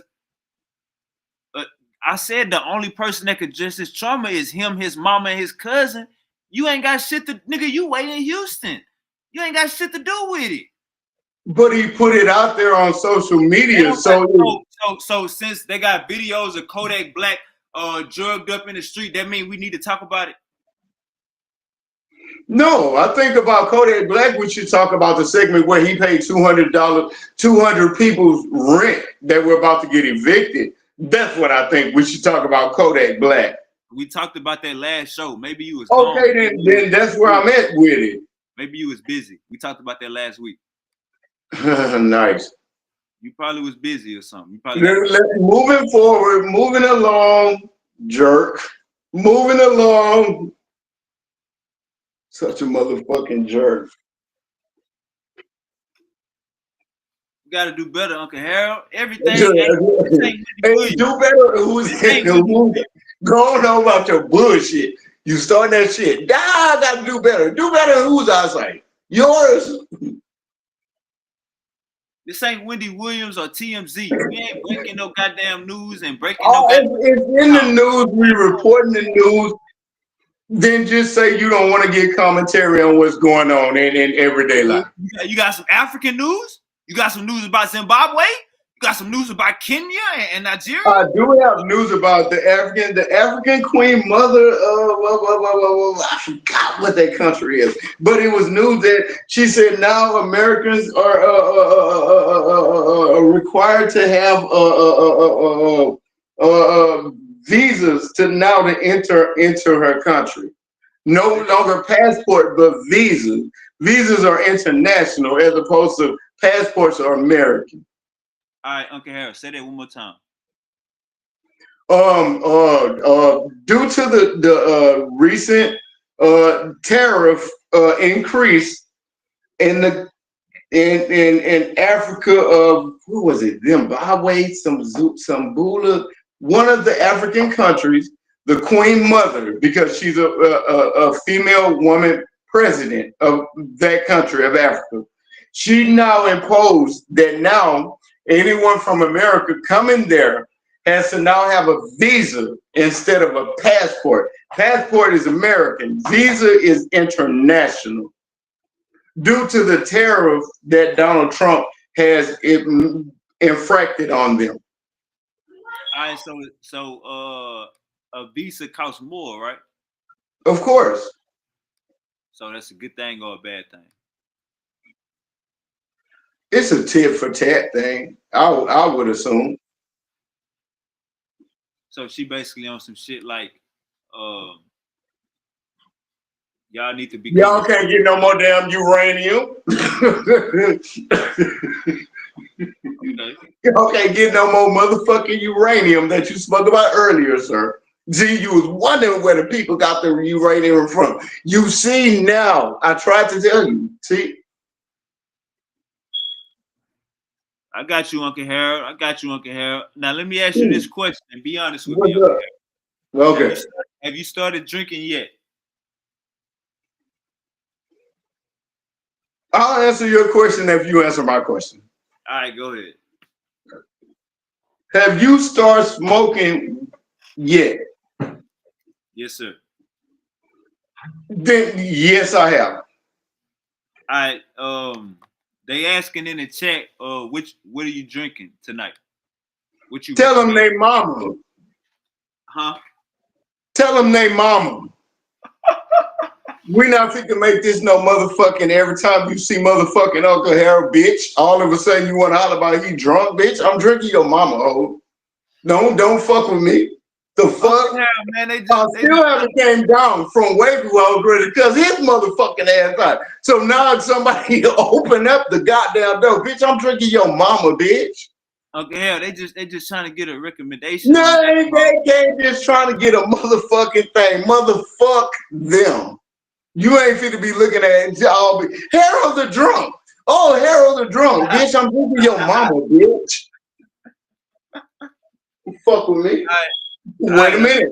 You gonna respect these 3 hairs that grew up on my motherfucking head, motherfucker. Your mama. I Uncle Harold. Your mama. I Uncle Harold. Relax, Uncle Harold. Relax. So how you feel about is Denzel Washington? Who is better, Denzel Washington or Will Smith at acting? Yeah, I know your ass drunk. Go ahead, Uncle Harold. Who better act? Ain't none of them motherfuckers good. Hey, they both good at what they motherfucking craft, and they both itchy, twitchy, switchy on this motherfucker because they've been lasting in goddamn that shit for too goddamn long, and they know way too many secrets, and they done did some secrets, and they done made secrets happen. They done been in this shit way too long. Do you know they got the uncut of the movie Denzel when he was kissing the man?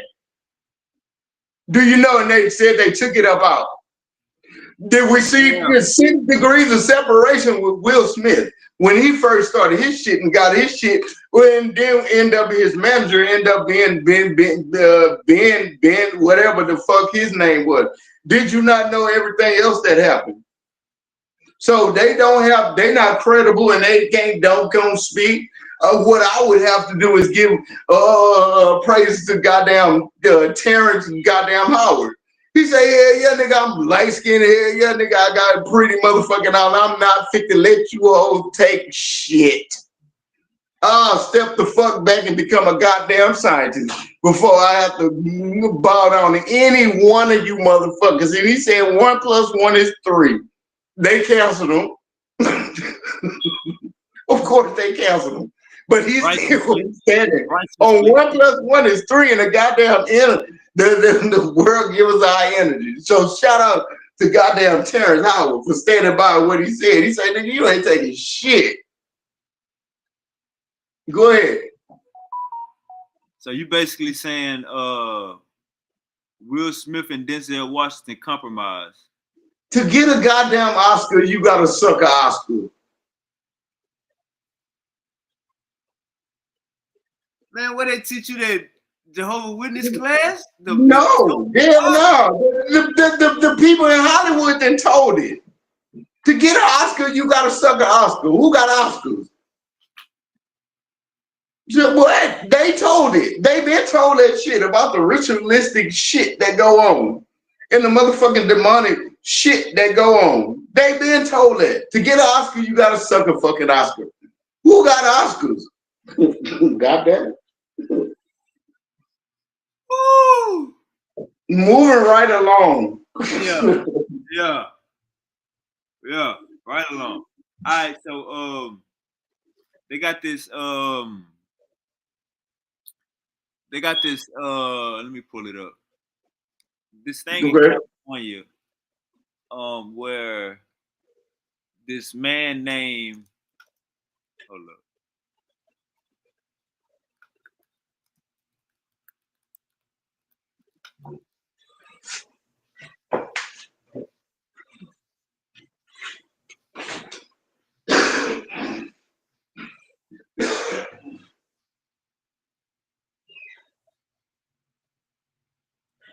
All right, so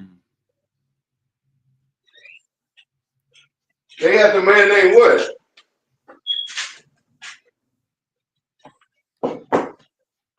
let me find the all right, let me share my screen. All right, so I need your help on this.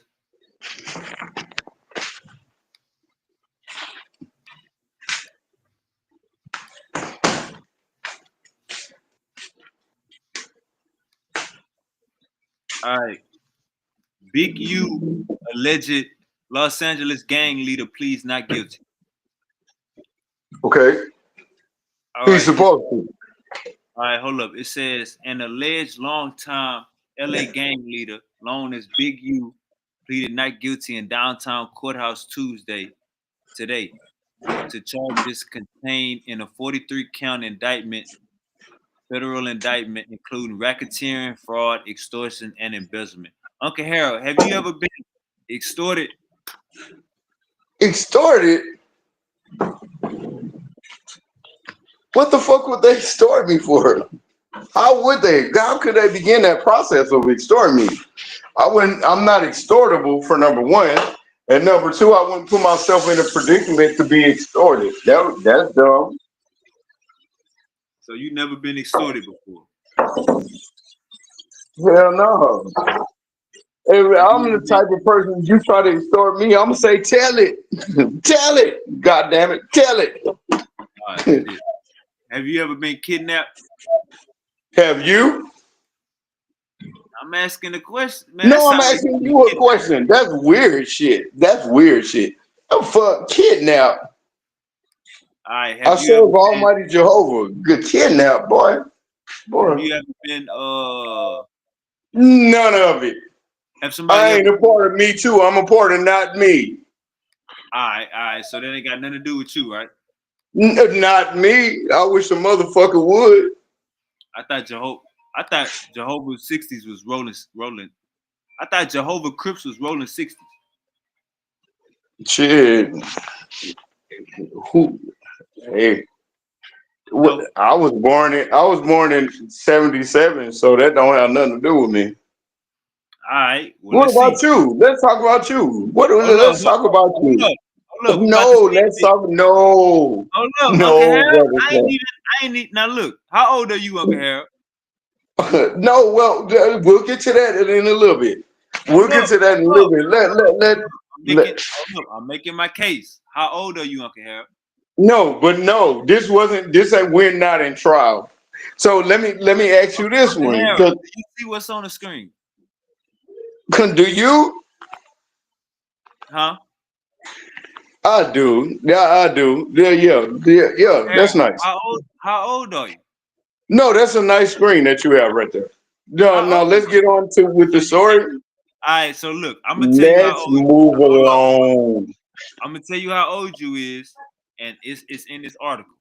Now look, It says Eugene Henley, the so-called Godfather, surrendered to authorities last month in connection with a federal complaint that also linked him to the 2021 killing of an aspiring rapper in Las Vegas. According to federal prosecutors, Henley was the leader of the Hyde Park-based Rolling 60 neighborhood Crip and runs a vast mafia-like organization that has committed crimes such as murder, trafficking, and COVID fraud. 6 other people allegedly linked to the case were also arrested. Now this how old you is. The 58-year-old charges, including a single count of conspiracy to violate the Racketeering Influence and Corruption Organizations Act, RICO, along with multiple counts of robbery, extortion, wire fraud, embezzlement, and many other charges. That's you, Uncle Harold. You 58. Now let's go down and see how long you've been doing this shit. Henley allegedly killed him, then dragged the victim's body off Interstate 15 in Las Vegas, left it in a ditch. He also accused of defrauding famous athletes, including Shaquille O'Neal. He also accused of fraudulently obtaining funds from a gang reduction and youth development program. All right. Now, this guy right here, let me go to his picture. This guy right here, okay, Harold. This is stupid. Stupid. Dumb. Go ahead. This guy right here, 58 years old. 58. Just got hit with a RICO in California. They saying he a gang leader. 58 years old. How much time you think he can do in prison, Uncle Harold? He's 58 already. What was the charges? Let me go back.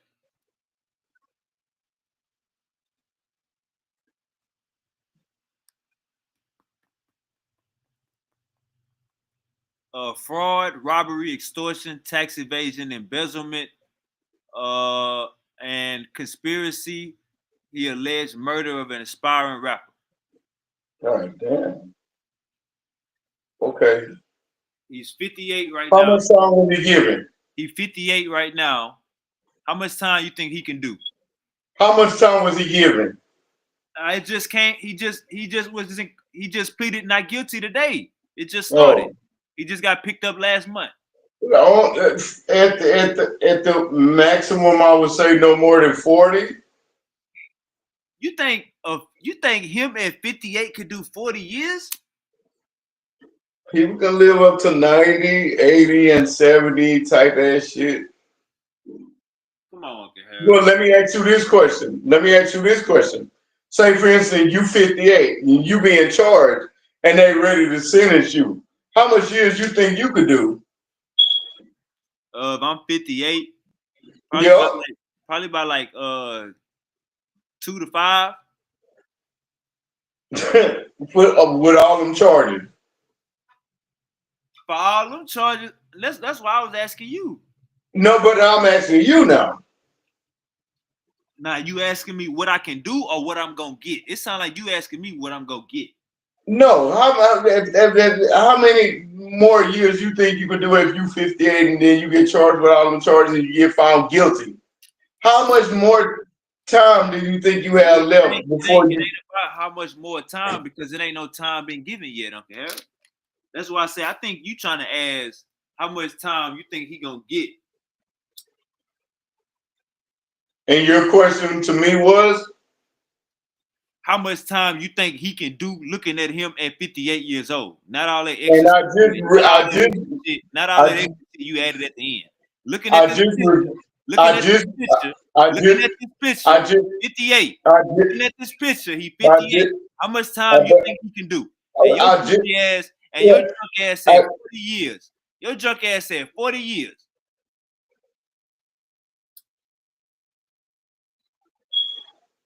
You 58, Uncle Harold. You can't do 40 years, Uncle Harold. Your ass gonna roll over. You tried it, first of all, motherfucker. You tried it. Do you not know 90-year-old people? I don't know no 90-year-old people in prison, Uncle Harold. Them motherfuckers. Because you never met them. Do you think they don't exist? I don't know no 90-year-old people. But do you think they don't exist? They usually get them. They usually get them motherfuckers a departure for health. They get their ass a departure. Boy, we're having a lovely day at Powerful Bills Only. We like to thank everybody for chiming in and tuning in and listening. All our shenanigans and whoosh the claw, you know. Y'all would have to know this real shit. Wait a minute, let me finish talking, bro. We live and this real shit that we go through, you know. This ain't nothing like pre-screen or stage and shit. There's two real brothers, you know, talking on shit that sometimes we don't agree with.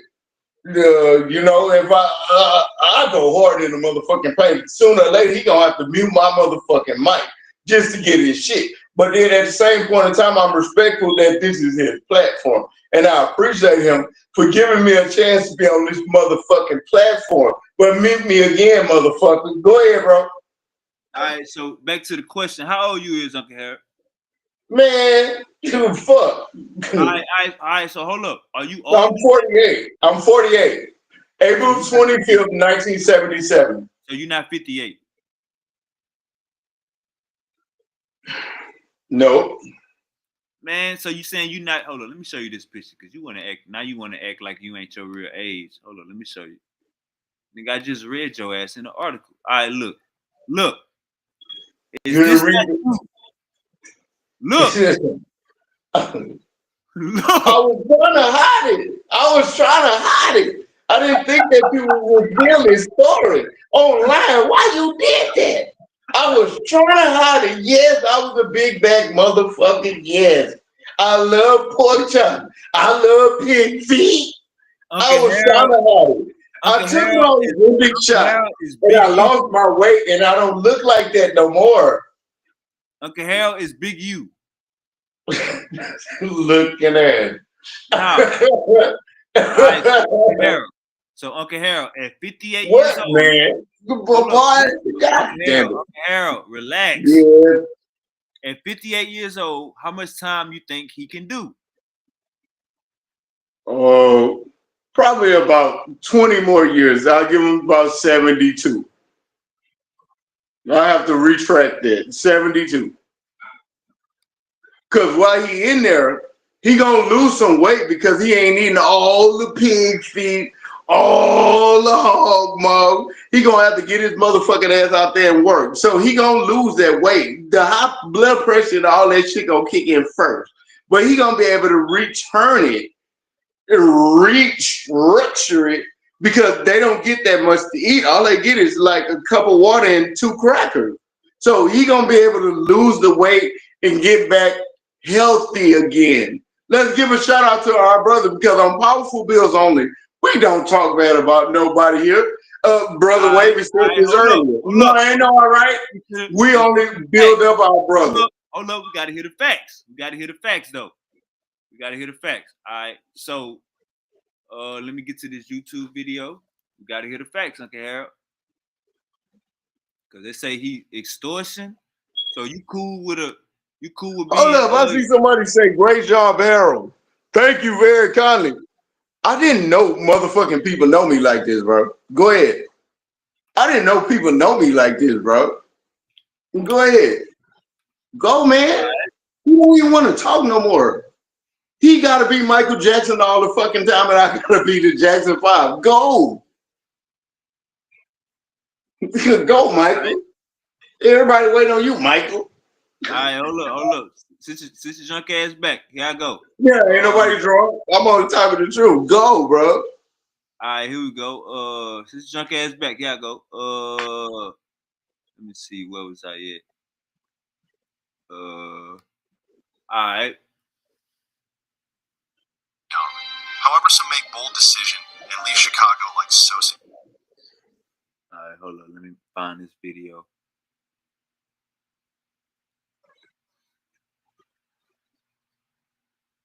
So I'm always be labeled as a drunk cause. Nah. You're not drunk. Then why you keep putting that narrative up out there?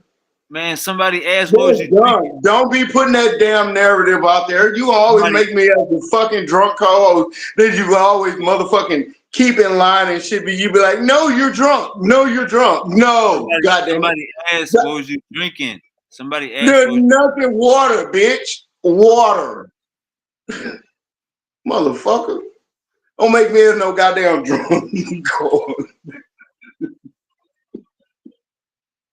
Alright, let me try to. Let's go. Let's move forward. Yes, sir. That's the best thing to do. In your eyesight. Alright, let me find this. Yeah, man, you calling people B words. The best thing to do. I didn't mean that. That was indirectly. That's not directly, and that's to anybody that had anything to goddamn motherfucking say. It's indirectly, not directly. So that means there's no hatred behind it. It was just to put an exclamation point on what I had to say. Looking at you now. All right, here come the video.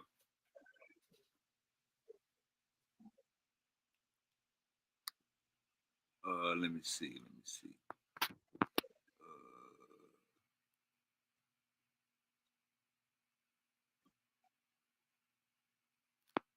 God damn.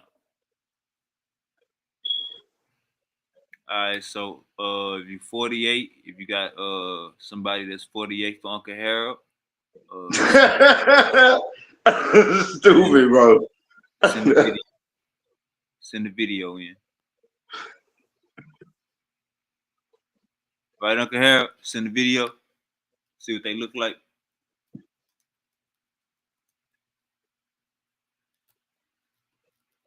If you got somebody 48 for Uncle Harold. Man, don't do that bullshit, bro. This ain't no motherfucking dating app.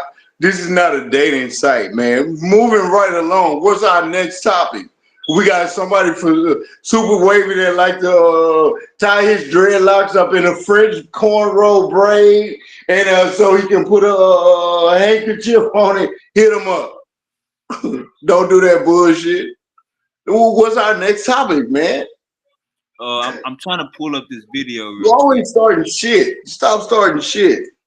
I'm sorry about that. No, it's all right. You're forgiven. Asshole. They call me Jesus. Hey, as long as it ain't Yeshua, I'm cool with it. Okay, Jesus. Hey, Jesus. They call me Black Jesus, Uncle Harold.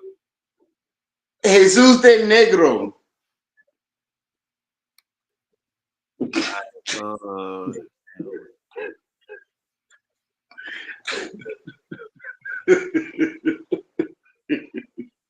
Oh shit! I think this is it. Let me see. Damn, this shit crazy. What are you trying to pull up? Let me ask you that. They say your background. You got a police report from 2000. Whose background? Hold on, I'm about to pull it up.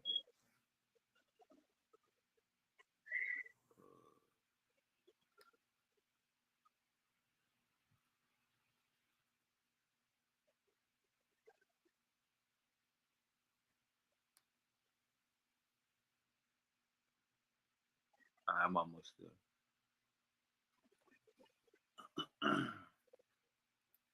I'm about to get to the bottom of this Uncle Harold story.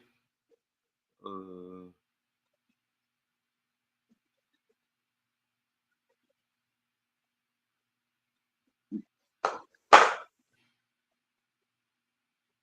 right, Uncle Harold, you ready? Okay. Your last name Henderson? It is. All right. Say 1977.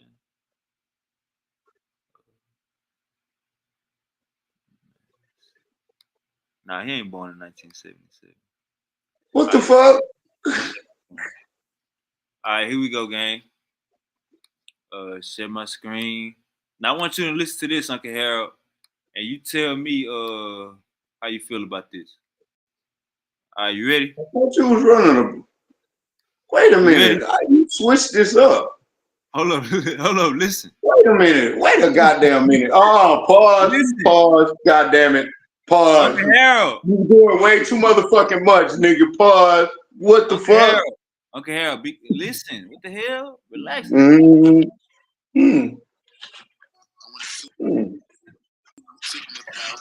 I already been interviewing and talking to, and he was the signing light. Diamond, whatever. Right. This you right here. This big you. This you right here. This big you, Nipsey Hussle manager. This you right here. All right, listen to this. This Nipsey Hussle manager, Uncle Harold. He was a diamond. Let me give respect to my other homies. He was a diamond in a pile of other diamonds, but he was a bigger diamond. He was a shine. Yeah. He was, and then he was the VVS. He was the VVS. Yeah. You know what I'm saying? And we had made a couple of moves and was trying to move through a couple of doors, and I vastly found out that I couldn't go through these doors. So that's when I went and got Steve right there. I went and got Steve. That Steve heard the music. Steve felt the same way I felt about the music, and I was like, boom. So I signed Nipsey to Unique Music, to my to Arimus Astrodome, to my label, Unique Music, and then Steve was 10% management, and I was 10% management. It didn't make no sense for us to go get another manager. Right. And so we started pushing on that. By signing to it, we signed to a 10-year production contract. We started in. All right. There you go right there. You got Big U saying he signed Nipsey Hussle to a 10-year production contract. And you say that's me. Have you ever hold up? Have you ever heard of somebody having a 10-year contract? You said that's me, right? Uncle Harold, answer the question. Hey, look, never mind. I'm gonna keep playing the video since you want to act drunk. Hold up. I'm gonna show you. You. All right, listen to this now. In 2019. Great. So he's saying he signed Nipsey Hussle to a 10-year production contract, 2009 to 2019. Check this out. Hello, but I ain't tripping off of that because it is what it is. But I do have that. You know what I mean? So, wait, so your deal with Nipsey was 10 years? It was 10 years. It was 10 years, 25% publishing to Arimus Astrodome. 25%. Hey, look. He's saying he signed Nipsey Hussle to a 10-year, 25% production deal. Nipsey Hussle is signing to his big homie for no money. So his big homie is getting 25% of what Nipsey Hussle is earning for 10 years. Like you extorting Nipsey Hussle. Mute your mic, Uncle Harold. Please mute your mic. Please mute your mic, Uncle Harold. Please mute your mic. Goddamn boy. Goddamn nerve. Damn. Mute your mic. Wait, man, I'm about to mute it. All right, go on mute it. Oh, wow. So, 09 to 2019. 09 to 2019. So, technically, Victory Lab. Hello. Okay. Then this nigga gonna say hello.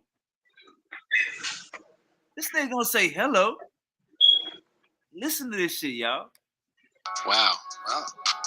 But after Nipsey's tragic passing, whispers began circulating, suggesting that Big U might have had a hand in setting things in motion, and the DJ Khaled incident, according to some, it was a key indicator of a growing. What's your perspective on what his involvement could have been with the Nipsey situation? What do you think about that? He absolutely was involved in Nipsey's situation. And people, they don't want to say it. They're scared to say it. That's fine. I'll say it for you. He was involved with the Nipsey situation. And I want to let the detectives, because they're supposed to resolve Nipsey's case. That's what I was told. I want to let them do their Mike, use your damn mic. Drunk ass. Feel like if they do their due diligence, they will find out exactly what they're looking for. But come on now, you think he wasn't? Nipsey died in 2019. And he allegedly did this to Rayshawn in 2021. He felt untouchable. Adding fuel to this fire, Whack 100 weighed in, suggesting there was direct conflict between Nipsey and Big U over the DJ Khaled video.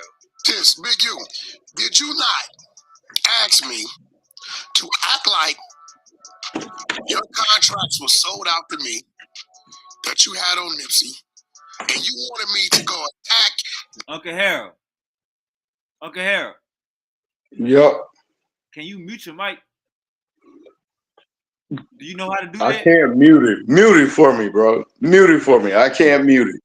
Yeah, hey, when I be drunk, I can't drive my car, so I know how you feel. All right, hold up. Now listen to this, Uncle Harold.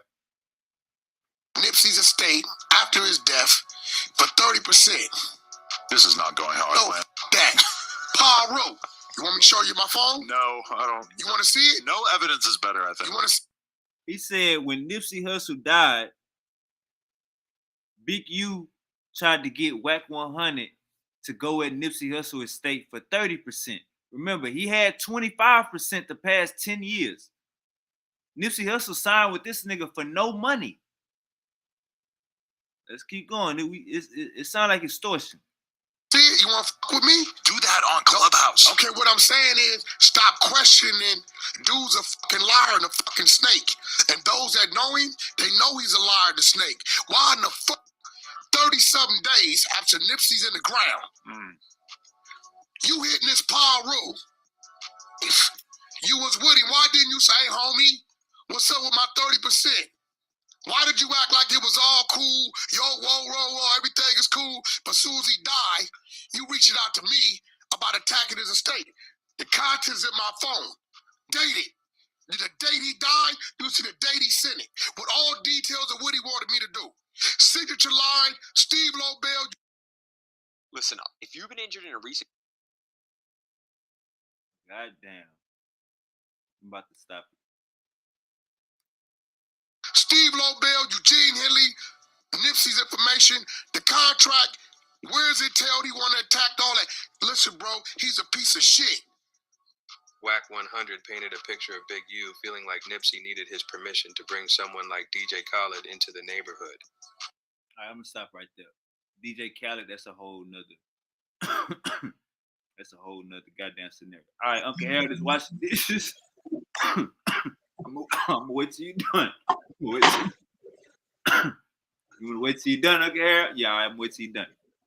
All right. So we got a 58-year-old trying to extort a young black brother. All right, let me like him one time. He was extorting this young black brother for over 10 years. Who you know signed a 10-year contract with no, what was he getting paid? Big U ain't come out of pocket for nothing. So we got these old heads extorting Nipsey Hussle.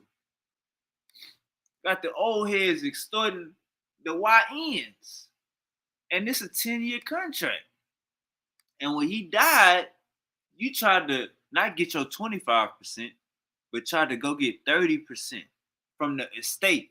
That's Lauren London and the kids and stuff like that.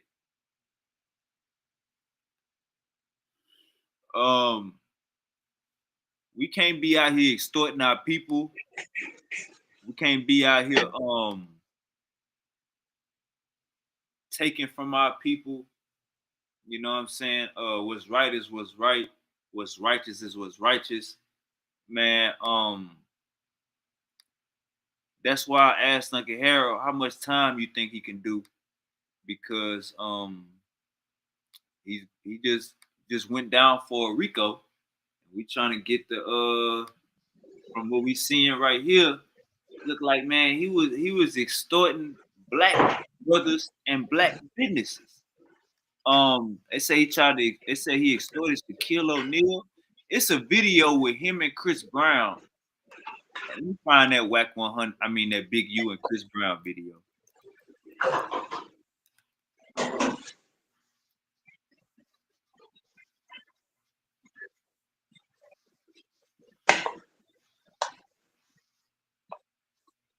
All right, check this out, gang.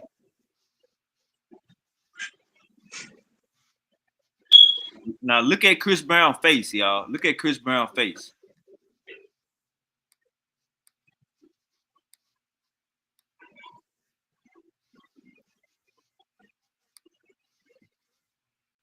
Who so-called made it and not giving back. You go to the club, spend $80,000 on bottles, and you can spend $10,000 to go in the club, but you haven't done nothing to help the neighborhood. This young man just gave 500. All right. Now look at Chris Brown's face.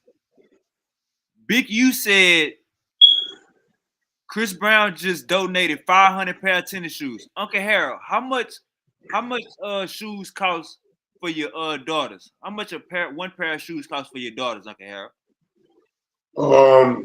Stylish pair would be up to 100, 110. Okay. What's 100 times 500? 100 times 500 would be 5,000. Now I think it would be let's see. Let's get 100 times 500, 5,000. Because it would have to make it 10 times that one to make it 50,000. All right, 500 times 100 is 50,000. 500 times 100, 50,000. Okay. Right, Uncle Harold? All right. So he just said Chris Brown just donated $50,000, right, Uncle Harold? Okay. Now you see Chris Brown's face? I do. What he doing? Look like he's tweaking. Now watch this. And he about to give another 500. Now what his face just did. Oh look. So he was trying to charge for armed robbery, right? Hold on. Because we ran in the store, we had a sledgehammer and shit trying to get the jury. They say we armed because of the. How does the money run when a 12-year-old was getting millions? I wasn't getting millions. Hold up. I was coming to school every day. You got a little beamer at the. All right, hold on. Let me go. Let's get back to this. What we were just looking at. All right, Uncle Harold. So he said, so-called made. Let's do it. Let's watch it again. You go to the club, spend $80,000 on bottles, spend $10,000 to go in the club, but you have nothing to help the neighborhood. This young man just gave 500 bucks, and he about to give out another 500. All right, now look.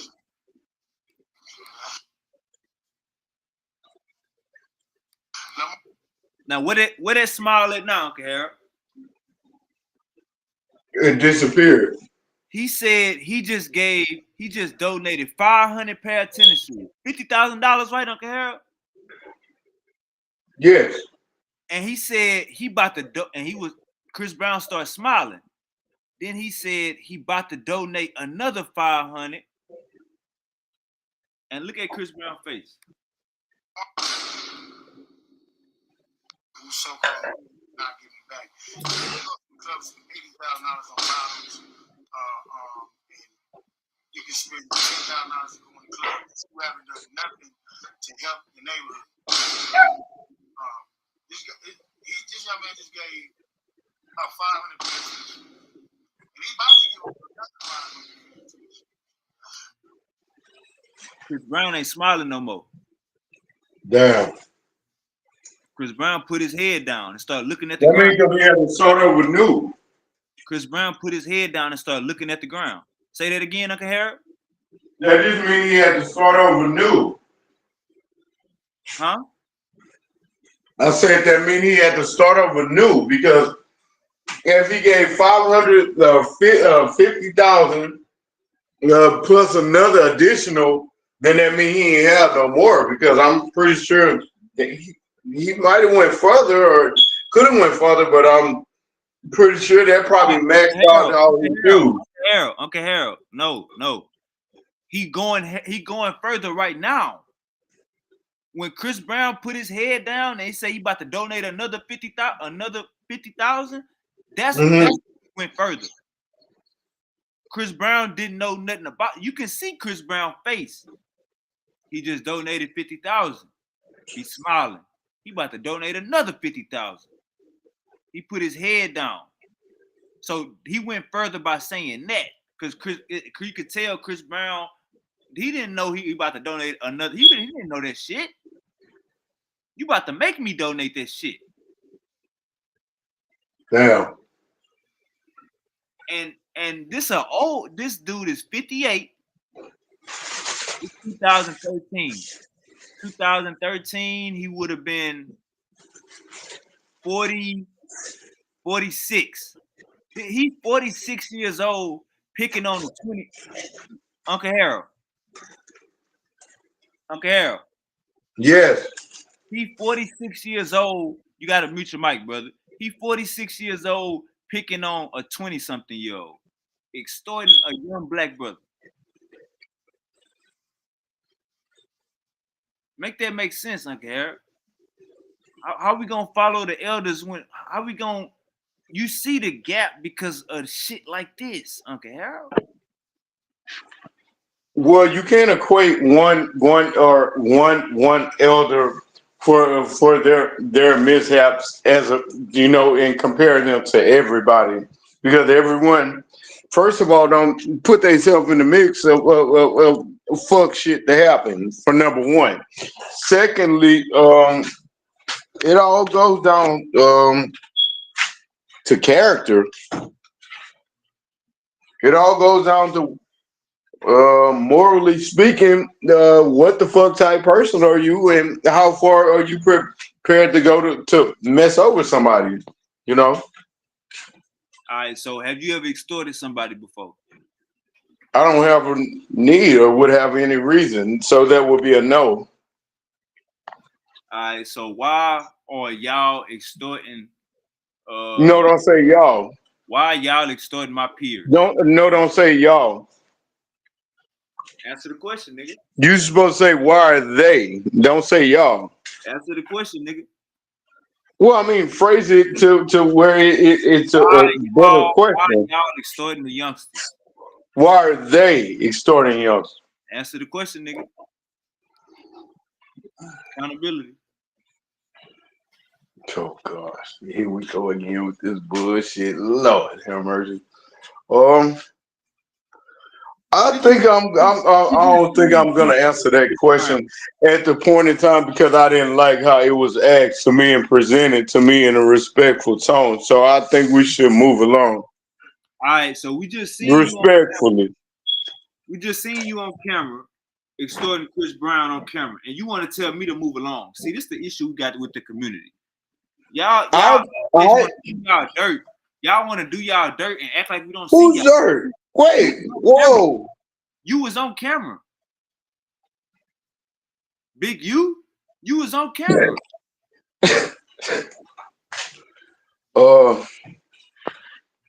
I'm gonna have I'm gonna have to say that was not me. It just looked like me. Big you extorted Chris Brown for $100,000, talking about for some damn school kid shoes. Cut it out.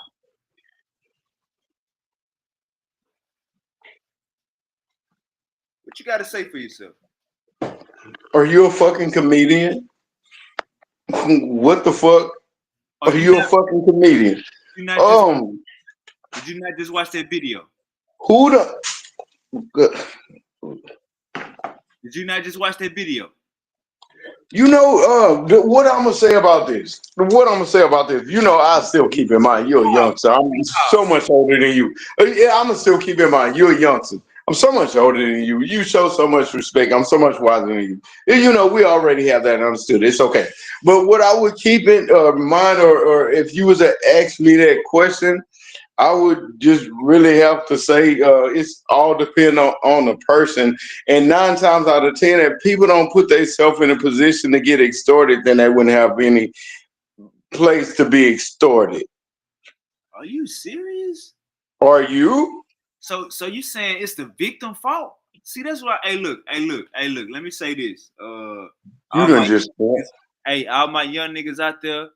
If y'all old heads thinking like Uncle Harold, Big U, get away from them niggas, man. Start your own little clique, man. Cause these old heads, they gonna always blame you, and they gonna always have their hands out. So all them, so let them. wait a motherfucking.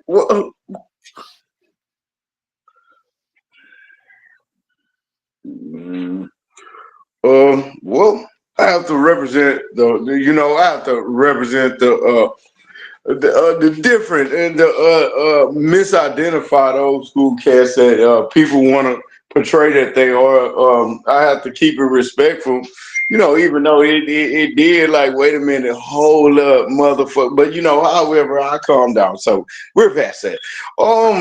Everyone is not the same. If it's in you, it's in you. If it's not, then all people don't rock like that. So you can't judge everybody up on that. And anytime you a street motherfucker anyway, you already have your powers of perception of how already you judge a person. So it's the victim fault, right?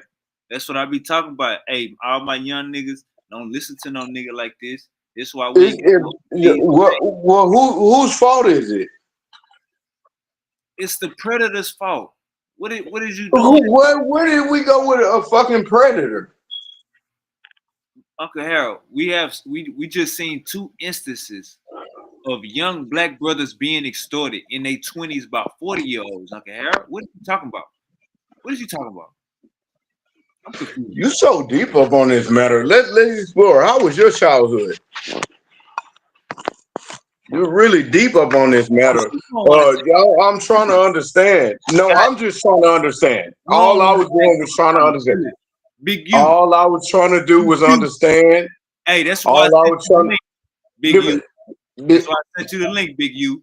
All I was answer these questions. You on the hot seat. All I was trying to do was just understand, so then maybe I can get a better picture of it, because how it's being presented, it had a lot of whole folks in the story. Of Nipsey Hussle getting extorted for the past 10 years. I just showed you another video of Chris Brown getting extorted out of $100,000, and you want to say it's the victim fault. See, that's why, hey, all my young niggas out there, don't trust nothing these old niggas ain't talking about. They ain't got nothing to show and prove. You know what I'm talking about? We don't want to hear about your stories from the 90s or the 80s. Nigga, fuck all that. Get that dusty shit on, nigga. What you doing today, nigga? Any businesses you got? What you doing today, nigga? You feeding your people, nigga? What your face look like, nigga? Because you niggas don't want to be held accountable. That's the issue, Big U.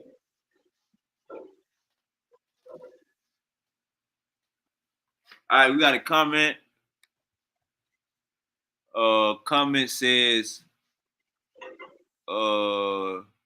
Harold did good defending Silky. Huh? Thank you, everybody. Thank you, guys. We're gonna move past that one.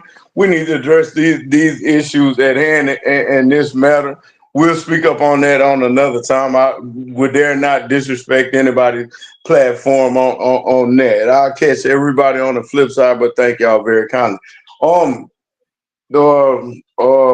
Sometimes internalized hate don't always have to spew on to everybody that you see and that you deem that. I mean, okay, if that's what you say, that's what you say. That's between them and they God, and how a person feel about anybody that's older than them, still between them and the one that created them. Right. So I mean, I got you. Sometimes it's underlying, issues that people really just that they can speak so freely upon. It's the victim fault. I got you. It's the victim fault. I got you. I've never said it's no victim fault. I never said I've never said it's no victim fault. You say people put themselves in that environment. Then you backdoored and said, well, we actually, everybody ain't like that, and some people just some people gotta. But you said, environment for what? Because everybody saying that old school niggas have to take accountability. Accountability for what? Then you switch it and start hollering about predatorial shit. Wait a minute. We was on two different goddamn subjects. Then all of a sudden you switched over to predatorial shit. That's on a one-on-one basis type shit. That's between them and everybody. You can't just naturally judge every old school on predatorial shit that's never experienced no shit like that. You keep trying to, we just trying to get us flagged. Slow down. So like I said, you didn't watch that first video and that second video where it was two different victims. And you say accountability for what? You didn't watch them first two videos? They would have to take accountability for themselves, but you can't judge one person off of everybody else because the victims got to take accountability for them. No, I didn't. Y'all hear this shit? Do y'all hear this shit? I said the victims. Do y'all hear this shit? The person that did it. Okay, I understand. I'm speaking too fast and you listening too slow. I understand. I understand. I understand. I've always helped out the slow. I've always helped out the slow. It's okay. Well, but what I'm saying is the person. Let's find out what the person's second video about. I'll say this one more time. I'm gonna take it a little bit slower. Maybe.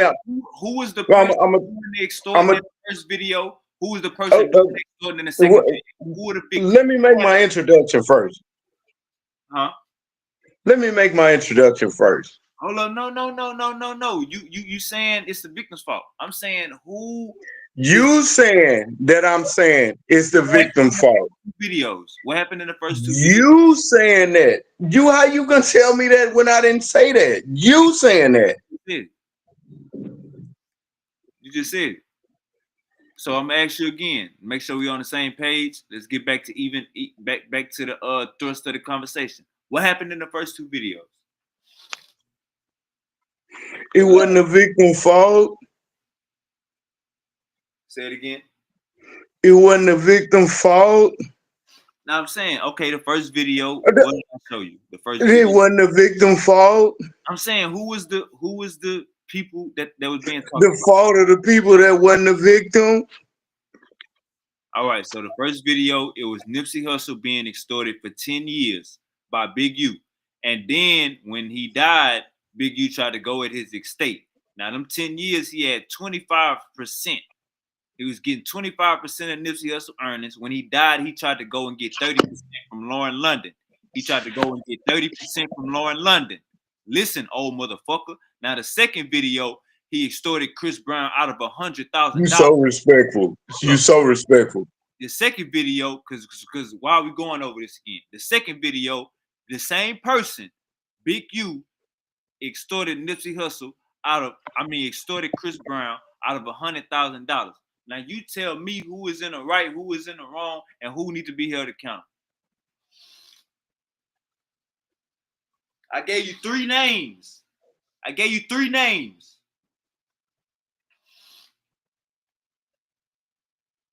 Okay. No, to extort someone in the eyes of the law is a crime. That would automatically make them wrong. For anybody to fall into extortion without reporting it or getting above the story, that would make them silly. Ultimately, the victims are not wrong. However, you just called the victim silly. Huh? You just called the victim silly. If they pay into the extortion. Uncle Harold, they got this thing called the street code where if you snitch, it's gonna be on your back forever, Uncle Harold. So you can't fault a black brother for not snitching. Am I confused? What the hell is going on right now? Well, see, no, then that doesn't mean they don't have proper media training because it's gonna come natural. That means they don't. That means they don't have proper natural media training because naturally, if it's gonna go all the way to the internet, you got to get on your story before anybody else can. You in life, you always report your story before anybody else can. Ashton Kutcher, come on, get out here now. Ashton Kutcher, come on. He was at Diddy parties too.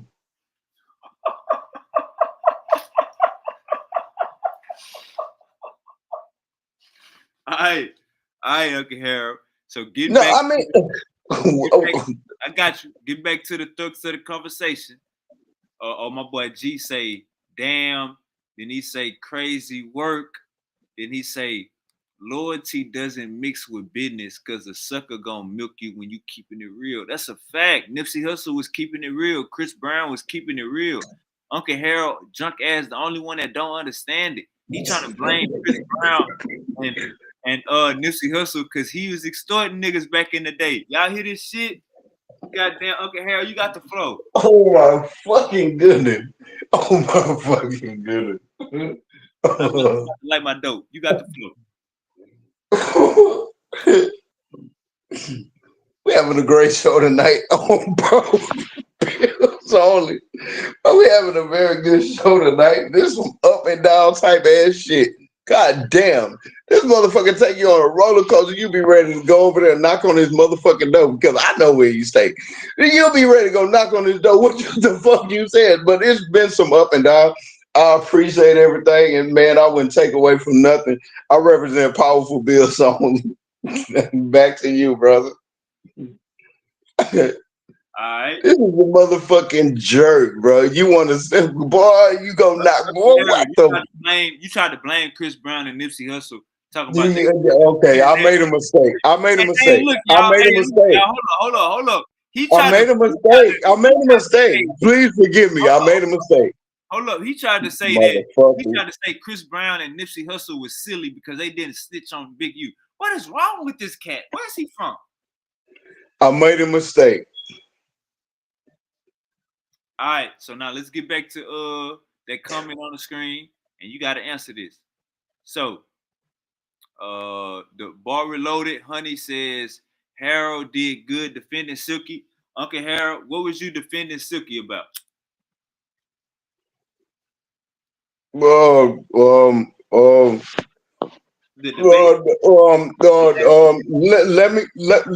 me say this. We always have to separate. Let me talk, brother. We always have to separate the two. These were two different platforms. I didn't speak with the host about about promoting anything, and I would always want to keep everything professional. This is Powerful Bills Only, and I just thank everybody. Yeah, we don't do that politics over here. Answer the question. No, it's not politics. It's not politics. You defending Silky on the last debate or what? Man, on Powerful Bills Only, what other debates do we have lined up? Nah, so you was I was asking, what was you defending Silky on his debate?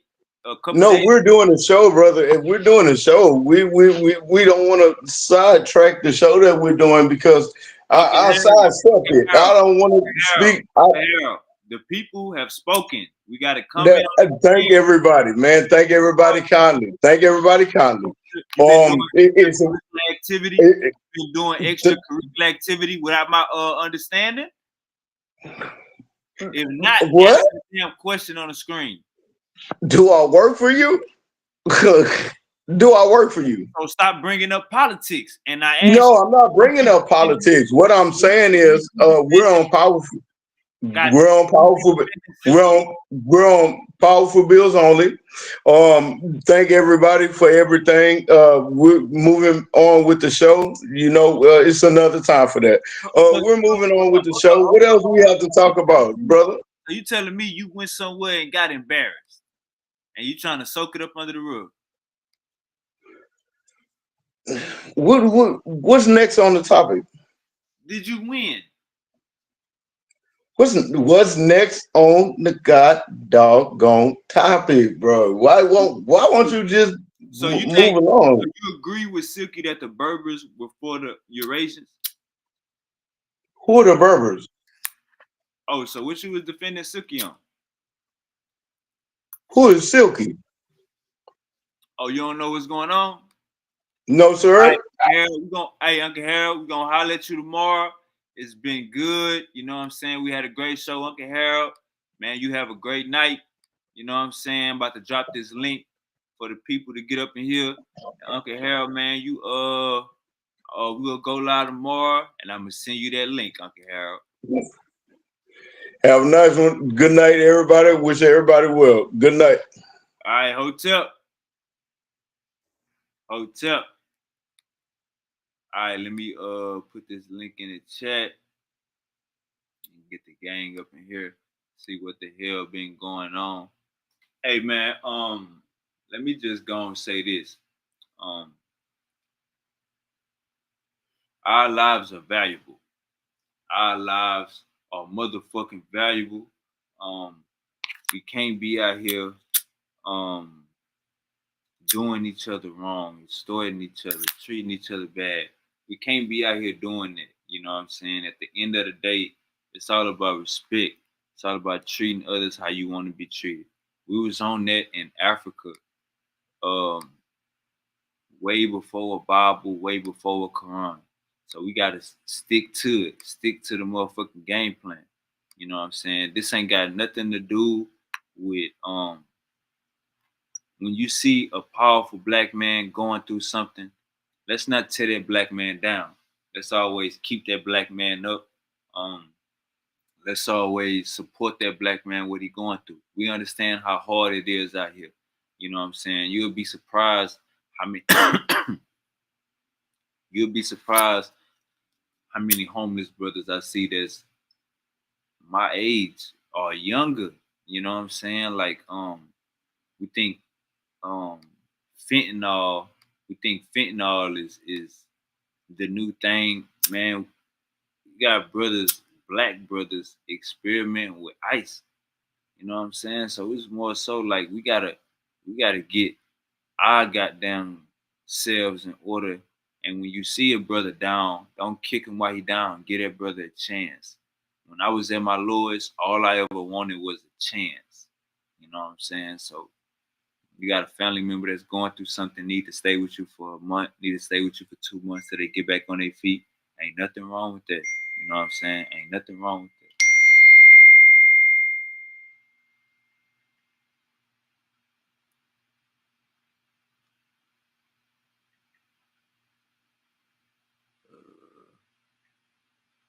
Ain't nothing wrong with that. So let's stay focused.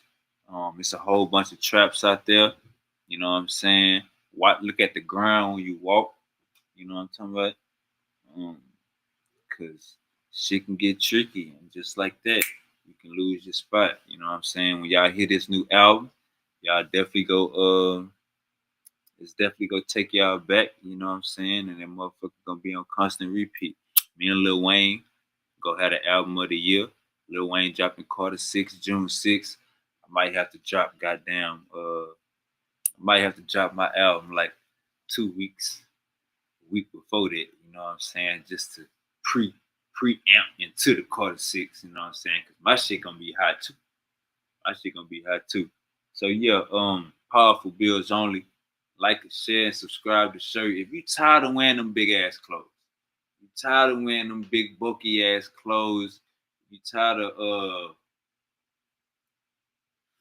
Mel, click the link. Mel, click the link. My boy Mel got a debate coming up. If you tired of you tired of copping clothes from the mall, and you go to the club and you wearing the same clothes as 3 other niggas. If you tired of going to the function and you and the same nigga, you and a nigga got the same goddamn shirt on, y'all got the same jeans on, come holler at me. Pine Club Apparel, we got the fly shit for you. You know what I'm saying? And we gonna definitely get to the bottom of your fashion sense. We're gonna get to the bottom of your fashion sense. Pine Club Apparel, y'all know how we do it. All right. Uncle Shaka says, great show as usual. And Mel say, yo. Hey Mel, click the link. You know what I'm saying? Let's do a little let's have a little quick conversation with you. I know I ain't never talked to you one-on-one. Have a little quick conversation. Powerful bills only.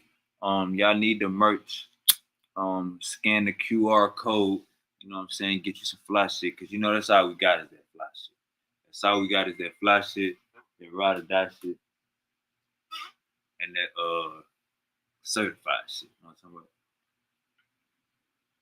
Oh yeah. Today we went over. Let me share my screen one more time so I can share my screen one more time.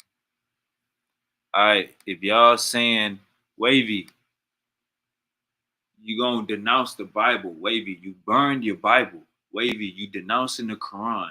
Wavy, you burned the Bible and the Quran. Wavy, what can you give? You got to substitute it with something for our people. Our people need something else. You know what I'm saying? So we already talked about the 42 laws of Mayat. Well, today we talking about the instruction of Ankh-Shek-Shank. Ankh-Shek-Shank. Today we talked about the instruction of Ankh-Shek-Shank. You know what I'm saying? So that's something y'all need to be on the watch for and just read it. And you're gonna be like, damn, this shit was this long ago in ancient Egypt and it pertains to today. You know what I'm saying? So that's gonna be one of the things where y'all gonna catch on it. You know what I'm saying? So definitely go check out the instruction of Ankh-Shek-Shank. All right, Mel, what's goody? It was good, man.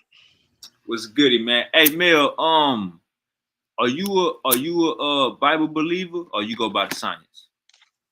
Um, I don't necessarily believe in the Bible per se, um, but I'm not just gonna go with science blindly. Like we gotta have evidence. It's gotta make sense, you know. So, I guess you could say I'm kind of like somewhere in between. I was raised on the Bible, so I'm very knowledgeable about it. I debate it. Uh, Sometimes I don't like debating people's personal faith, but if the book says something and you saying it don't say that, we can have an argument about that. All right, hey Mel, give me like 20 seconds. Yeah.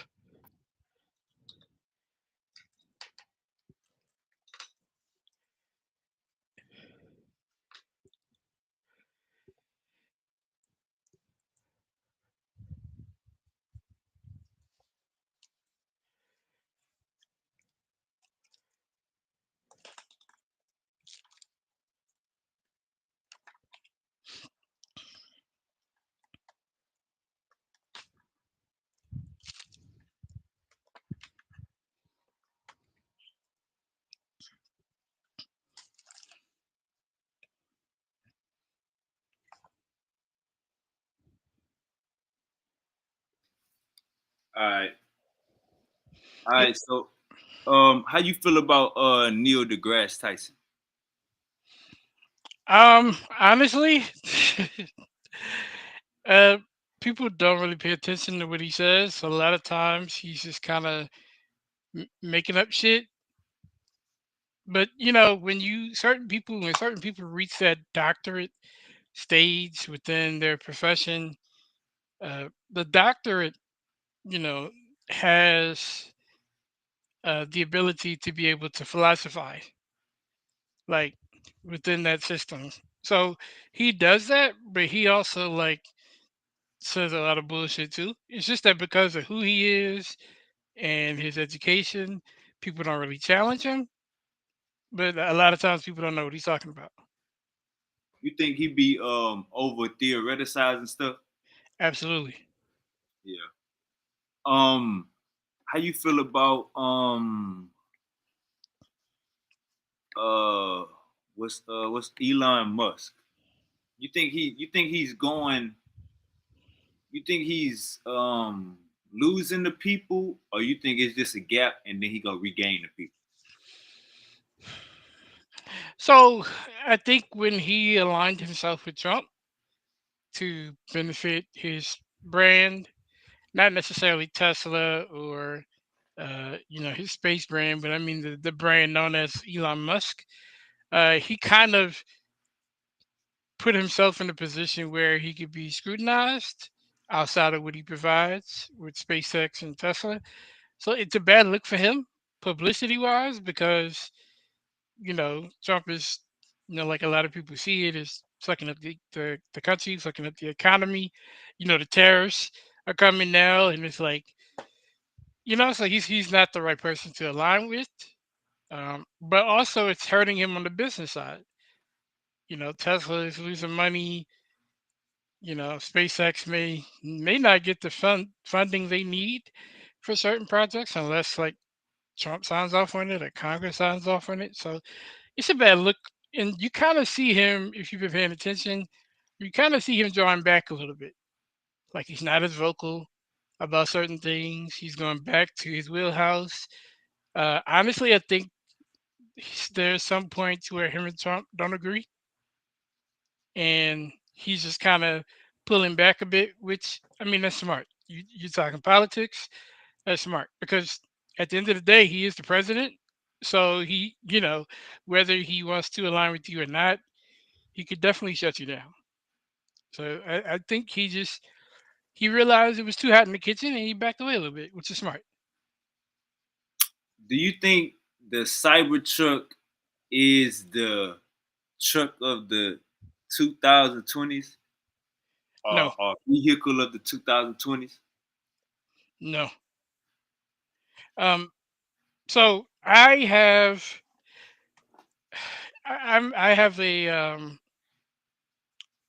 I'm like a nerd with cars, like old cars, new cars, concepts, brands that died off. I have a whole Instagram dedicated to that, where I kind of educate people about uh, cars that didn't make it past the assembly line, cars that did, but they didn't, they coming from concept to real life. A lot of times they don't transfer.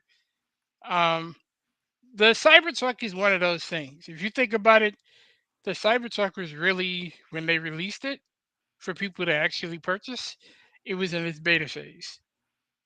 If you kind of get what I'm saying, like it wasn't really finished, and you can see it with the quality issues that they're having.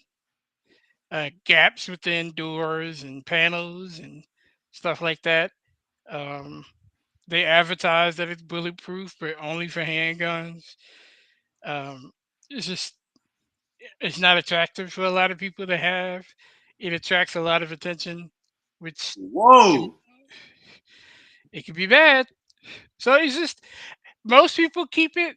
From what I've seen, this is just my opinion here, but from what I see, most people keep it less than a year, or they try to keep it because I know Tesla has a policy where you can't sell it until I think it's like a year or two in. So most people try to keep it and then sell it off to like someone, or they wait until their period is over and then they sell it and go get a Ford or go get a little supercar, for the Hey, price that you paid. hey, the crazy thing is, bro, I ain't gonna lie to you. Like, nigga, I see more Cybertrucks than I see regular Teslas. Like, Yeah, Cybertrucks have took over Texas. I ain't gonna lie to you. I don't know what it yeah. is. Huh? I seen them put the wraps on them. I seen them put the 30-inch wheels on them. Yeah, I've seen was it Shaq who took the top off one of them joints? Like, yeah, they it's an icon.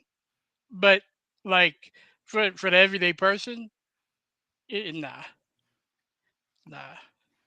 I I over here by my house is at least like five of them.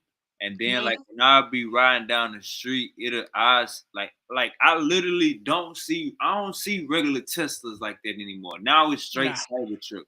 But what I was gonna say is you said it causes attention. Yeah, like it draws attention. Yeah, Like so like that's there's no way you could be driving one down the street. right, People, right. Hey, I agree with you a million. I agree with you a million percent. You driving a Cybertruck, nigga, your car look like a damn army vehicle compared to all the other cars. Your shit look like a spaceship compared to every other car. bro, I bet even test driving one, I guarantee you before you bring it back, somebody gonna be out with their phone taking pictures of your car, and it can be the default coloring with basic rims. It's just the fact that there's one of them, and it's like, okay, I got to take a picture of this. This is my first time seeing it up close. People gonna be asking, "Can I take a picture on your car?" Like, yeah, it attracts a lot of attention. Let me see how much the motherfuckers cost.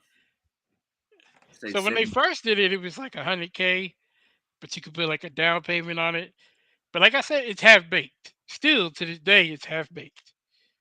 All right, what you mean by half baked? Like it's not like you know how I use a bake. I use like when you bake bread or when you bake something, like you want to bake it so that it completes its process, so it's not like gummy or uncooked in the middle. That's what I mean. It's half baked. Like it's not properly done. They didn't go through the quality controls.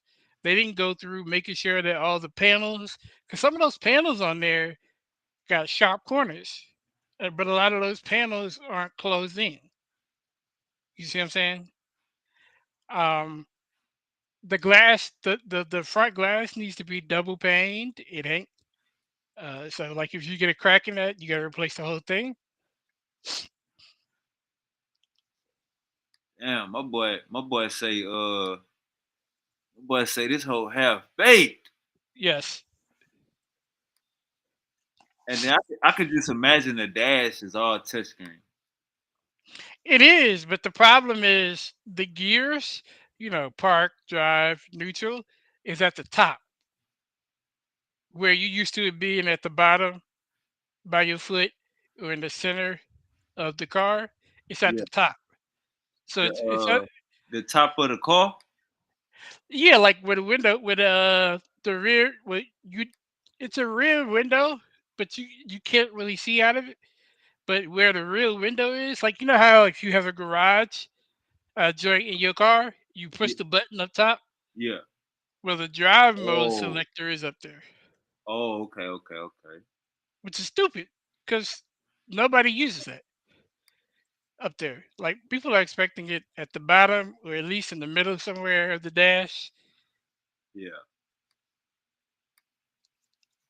Man, this shit look like a damn transformer or something. That bitch gonna turn into a robot on you.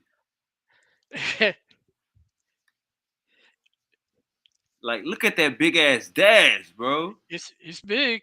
It's big. That shit, this shit. Hey, from the inside right here, it look like a treehouse. It do. It do. Hey, driving in it, you see the front there, like you see more of the road than you would like a F-150 or Dodge Ram, where the front of it's so big and massive you can't see over it. Yeah. That one right there, like it's angled so that you see the ground. So What you think about the shape? That back. I mean, this particular truck, when you think like American-made truck, it's supposed to be for work. Like it's supposed Right. to be able to Right. tow things, carry things, and this ain't the truck for that.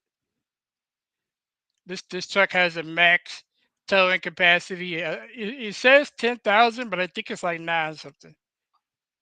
And the whole so where that wheel is, that whole back plastic section at the bottom of the back comes off because it's all plastic.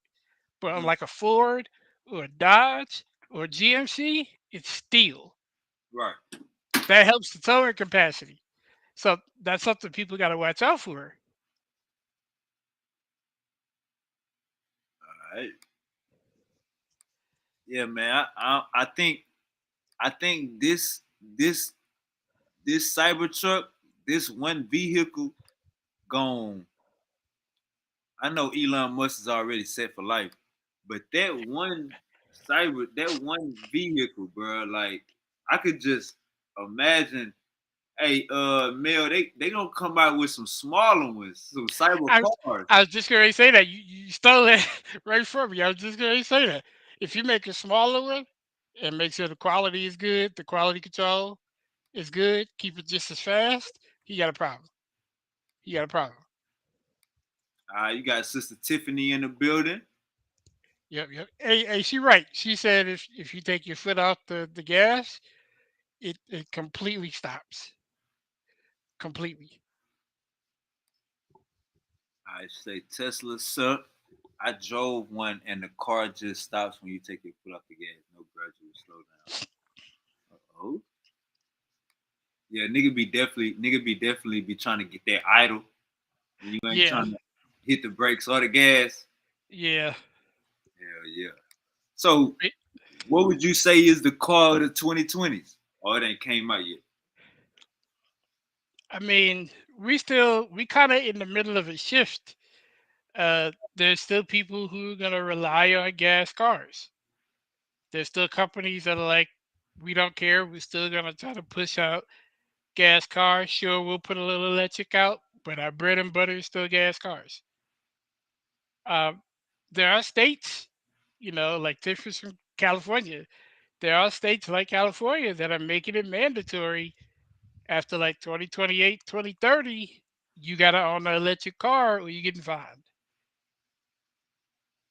So it's like it's a shift that some states are supporting, and so there's some people doing it out of it's the laws where they live at. There's some people doing it because it's quieter, it's technically safer. So it depends. It depends on what you have, what you need. If you're a small family home, 1 to 2 people, maybe a child, I think it's perfect. If you got a lot of children, I don't think so. So I just think, You talking about the Tesla truck? yeah, Tesla truck or Tesla's period. Small Yeah. family, sure. But if you got a lot of kids, 3, 4 kids, nah. You need something reliable, something that you don't have to worry about not enough battery juice to get from point A to point B. So we kind of in the middle of a shift. I don't think there's really a car of the year or anything like that because we're in such a huge shift going on right now. I do think electric is the way. Oh yeah? Absolutely. Oh man, you gotta tell me why then. So it's a couple of factors. Um, the biggest factor is the economy is going to the car economy, the auto economy is going to love it because it reinvigorates the market. You know what I'm saying? With the gas car, they kind of all look the same unless you uh, have like a particular brand that you just gotta have. Like Dodge did very well with the Chargers and the Camaros and the Challengers, and people were willing to buy them up, the different variations because they liked them. That's the only reason why they got them. But you see now they got a new Charger. Nobody really fucking with it. It's electric. It don't feel the same. It's fast, but you don't get that rumble. It's not the same.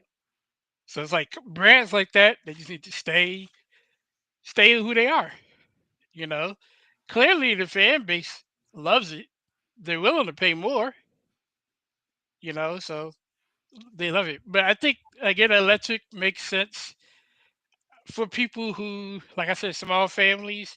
You don't really travel far. You stay within your city, or at least within 50 miles.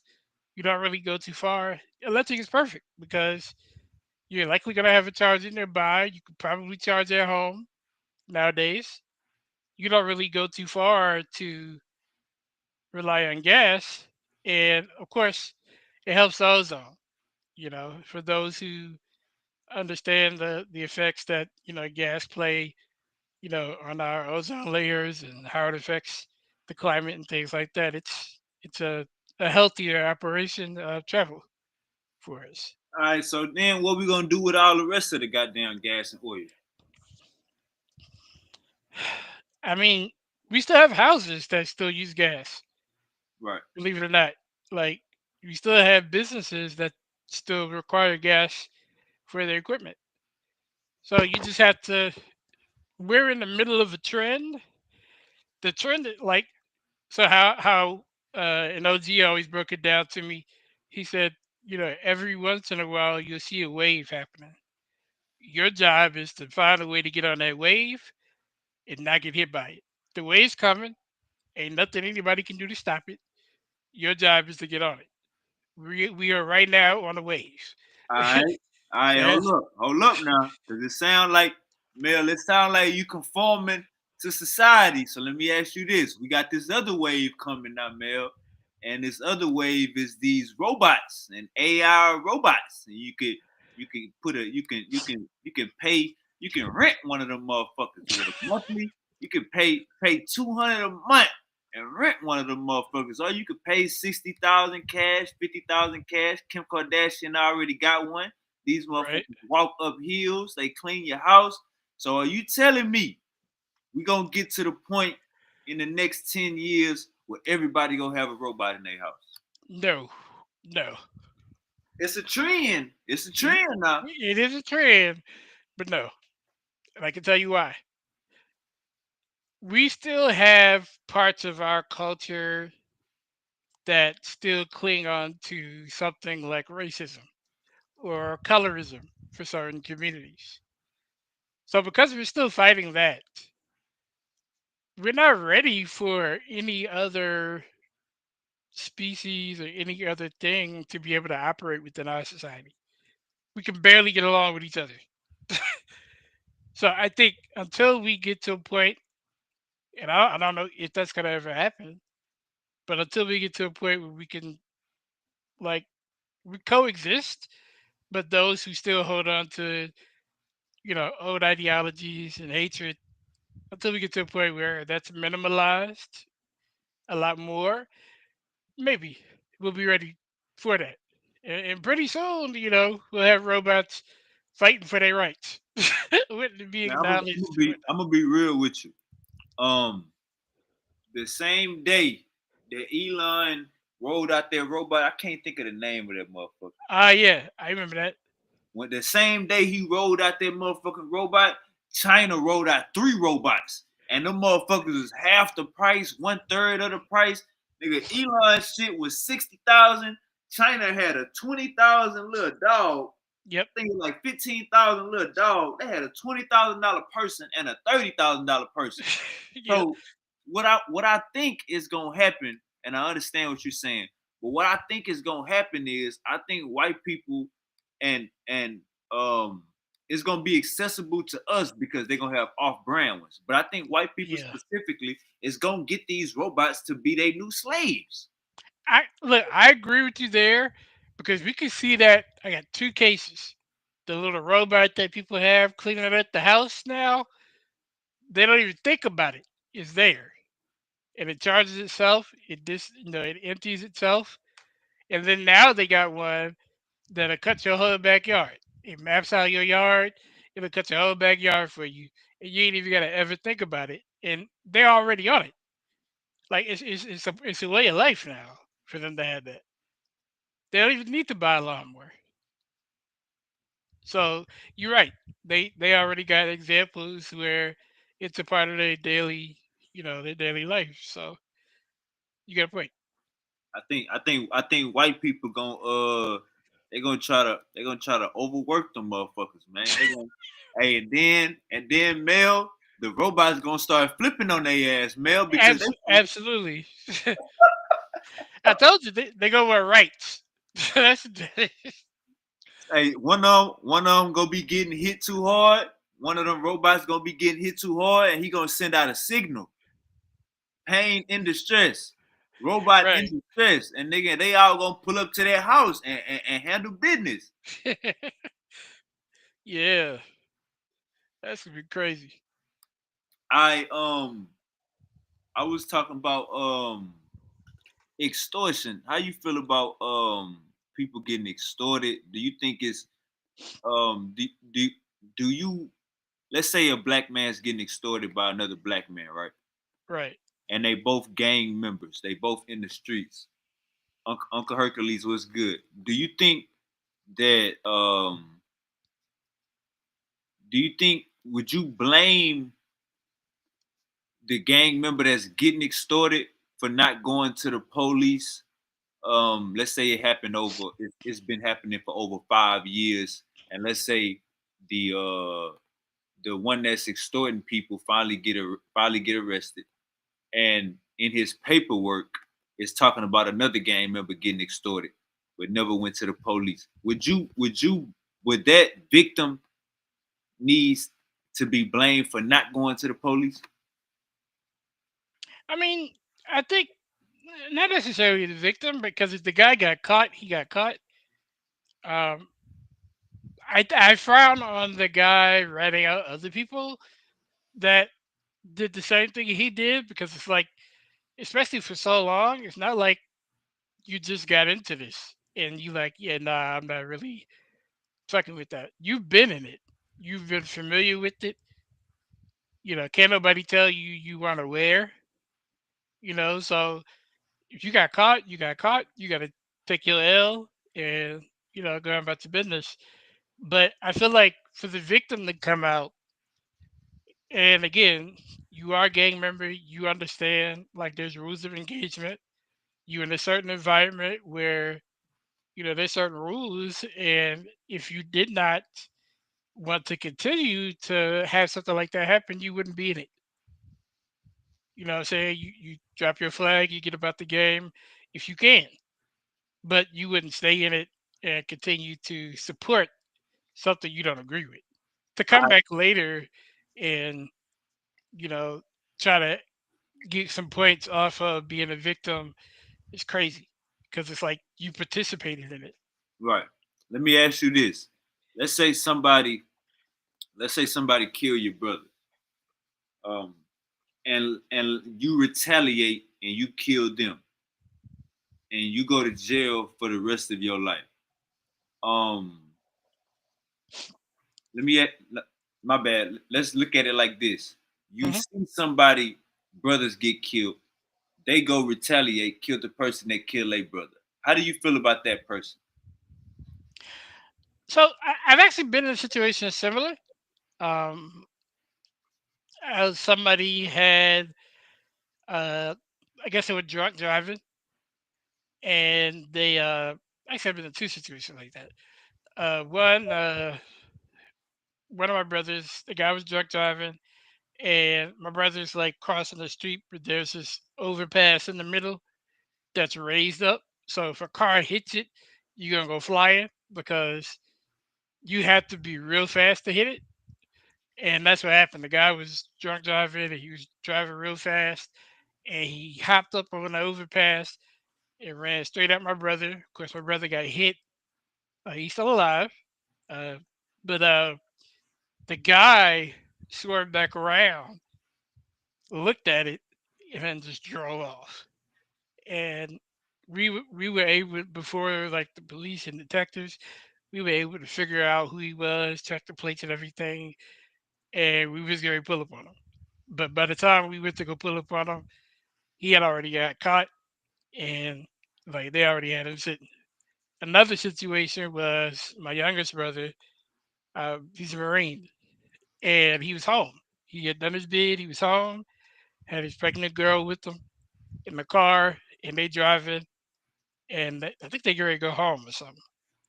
And this guy has the police chasing him, and he's speeding, and he speeds by them.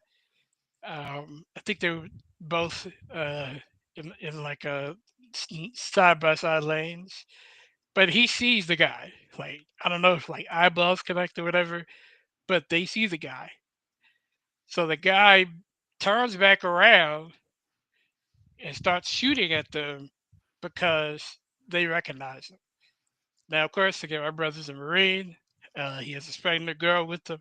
So he's like, yeah, nah, there's three people in his car. I'm firing back. And, he did what he had to do. He didn't hit him, but they ended up catching the guy because I think the car was stolen or something, and they had already intended on chasing him. Had those two times, um, me and others did we were intending to do to get the guy, um, we already knew the decision we made, and we were ready to live with that decision. So, same for your scenario.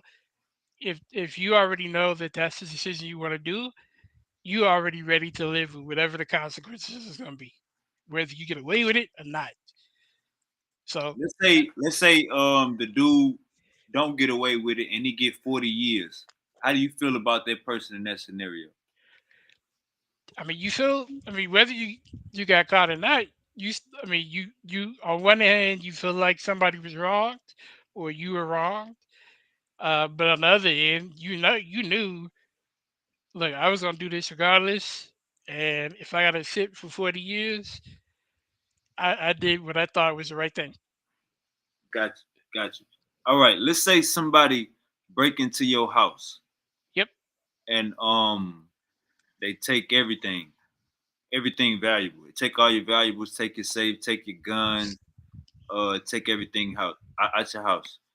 When you get home, you see your house has been burglarized, door bust open, everything in a disarray in the living room. What's the first thing you do? First thing I'm gonna do is ask my neighbors where they, do they see anyone come in. Me and my neighbors, we usually talk pretty well. So we all keep eye on each other's property. Um, I also have cameras, so I'm checking those. If the cameras are gone, uh, I have no other way of identifying the person if nobody saw them or my cameras are gone. I have to call the police because, like, there's no way I can identify someone. There's no way I can say, okay, who this person is, where they at. Like, I can't do anything on my end, so I have to report it and see where it go from there. All right, let's say you on vacation in Miami. Yep. You on vacation in Miami, you gotta rent a car. You stop at a gas station and you stop at the pump. You leave the keys in you leave the keys in the car, but the car is not on. Dude, take your car and take off. What's the first thing you doing? Calling somebody that is probably going to either be with me or there that I can get to help me chase the guy. I know what the car look like. I probably got stuff in the car. So yeah, I'm probably gonna chase him down. All right, so but you know eventually you're gonna have to, you know what I'm saying, report the car stolen, all that blase blase. Right. Correct. Correct. We've been as black men, um, we've been raised up in a culture where no accountability is being given out. So in the instance where your house get burglarized or your car get stolen, um, we've been trained to not say nothing. We've been trained to go do our own work and Right. not help the police get their man. We got to get our man our damn self. Um, I think the way of thinking the way that we've been thinking for the past um 20, 30 years, 30, 40 years has been cowardly a little bit Hmm. because if somebody's doing the wrong thing, if somebody's taking from your family or your kids, you know what I'm saying? We've been told to not say nothing. If somebody come do a drive-by down the street and kill a little girl, kill a little boy, we've been told not to say nothing. Right. So is I think now to me this is snitching. Snitching is me, Mel, and Jalen. We go on a lick to go first. The first thing we doing is take a car. We got to get a car because now we about to go to the other side of town and rob some people. Right. So me, you, and Jalen, we find a car. We get the car. We go to the other side of town to go rob some people. When we get caught, we all signed up for this shit. We all was Exactly. in the car driving to the other side of town. We knew what was about to go down. When we get caught, the um if we get caught and you start telling on everybody else in that situation, that's snitching. Absolutely. Where we all got our helmets on. We all got our crash helmets on, Right. and we all conspired to go handle something. Only when we get caught, we start placing the blame other way else. Like, nah, I was just the driver. You was a part of it. So I think we gotta understand Hmm. what snitching is and what making motherfuckers take accountability is, because it's two totally different things, and motherfuckers like to mix them. I agree. I agree. I think part of the reason why in the scenarios where we should be trusting law enforcement outside of like snitching situations, I think it's twofold. I think one, we don't trust local law enforcement to police our communities fairly, but then also we're bringing up accountability. We also don't apply for those positions to police our own neighborhoods. Who better than us if we live there? But we don't look at that position as an attractive position. We don't look at that position as us doing for our community. So it's both ways. We can't just say, "Oh, we don't trust them to police our neighborhood, but we won't do it ourselves." So yeah, I agree with you. I think it's twofold. We got to be accountable. Most definitely, most definitely. Do you feel like Trump is going the next 2 years, next 4 years? You think Trump go make all this shit make sense? I don't see how. I don't see how. He got a lot of explaining to do. I don't see how. Honestly, I can tell you, I kind of peeped how he was moving prior to even the votes and everything going down, because when he first ran, he was all about the people. Like, I got to do this for the people, do that for the people. And he's trying to make it seem that way, but it really looks like he's just trying to satisfy himself with the decisions he's making. But he paints it under the narrative of doing for the people, like with the tariff situation. Okay, I'm going to make everybody pay a tariff outside of the US, but meanwhile, you want all the products that are made outside of the US, you know, to be made here. It's going to be expensive. It's going to be expensive to get those products and bring them here. Like, so it's not making sense. And it's just his approach is completely different from his first term. So I don't know how he's going to make sense of it. I really don't. He's lost the trust of the American people. So he's got a lot to clean up. A lot. Overstood, overstood. I and your debate, you got a debate coming up with King, my boy Ruben from the Naga. Um, can you let the people know a little bit? You know what I'm saying? What we gonna see? What we gonna get up in there? You got any uppercuts planned? Yeah, I got a little bit. I definitely got some surprises, but yeah, I really want people to, because most people when they hear this topic, is it moral to say, forget the elders? They think it's out of complete disrespect, and that's not the angle I'm going in. Hopefully, my opponent don't think so. Um, my job is, like in all my debates, is to teach, is to educate, is to not necessarily teach people how to think, but just show them, not necessarily teach people to think, but to show them how to think, show them how to reason themselves and see things outside of the box that we used to seeing things in. So um, I'm gonna put a particular twist to it that I think my opponent may also respect as well. I think it's gonna be one that a lot of people don't expect, but it's gonna be good. It's gonna be good. I'm looking forward to it, and I think you're gonna like it. Overstood, overstood. Hey man, powerful bills only. Appreciate everybody Absolutely. for tuning in. That's my boy Mel the Barbarian right there. He gonna be going up against King Naga. Is it moral to disrespect the elders? Is it moral to say F the elders? Powerful bills only, man. Only over here. We get it in on the information. Hey Mel, appreciate you for tapping in. Um Absolutely. already. Hey, and everybody, y'all take it easy. Like, share, and subscribe. We out of here.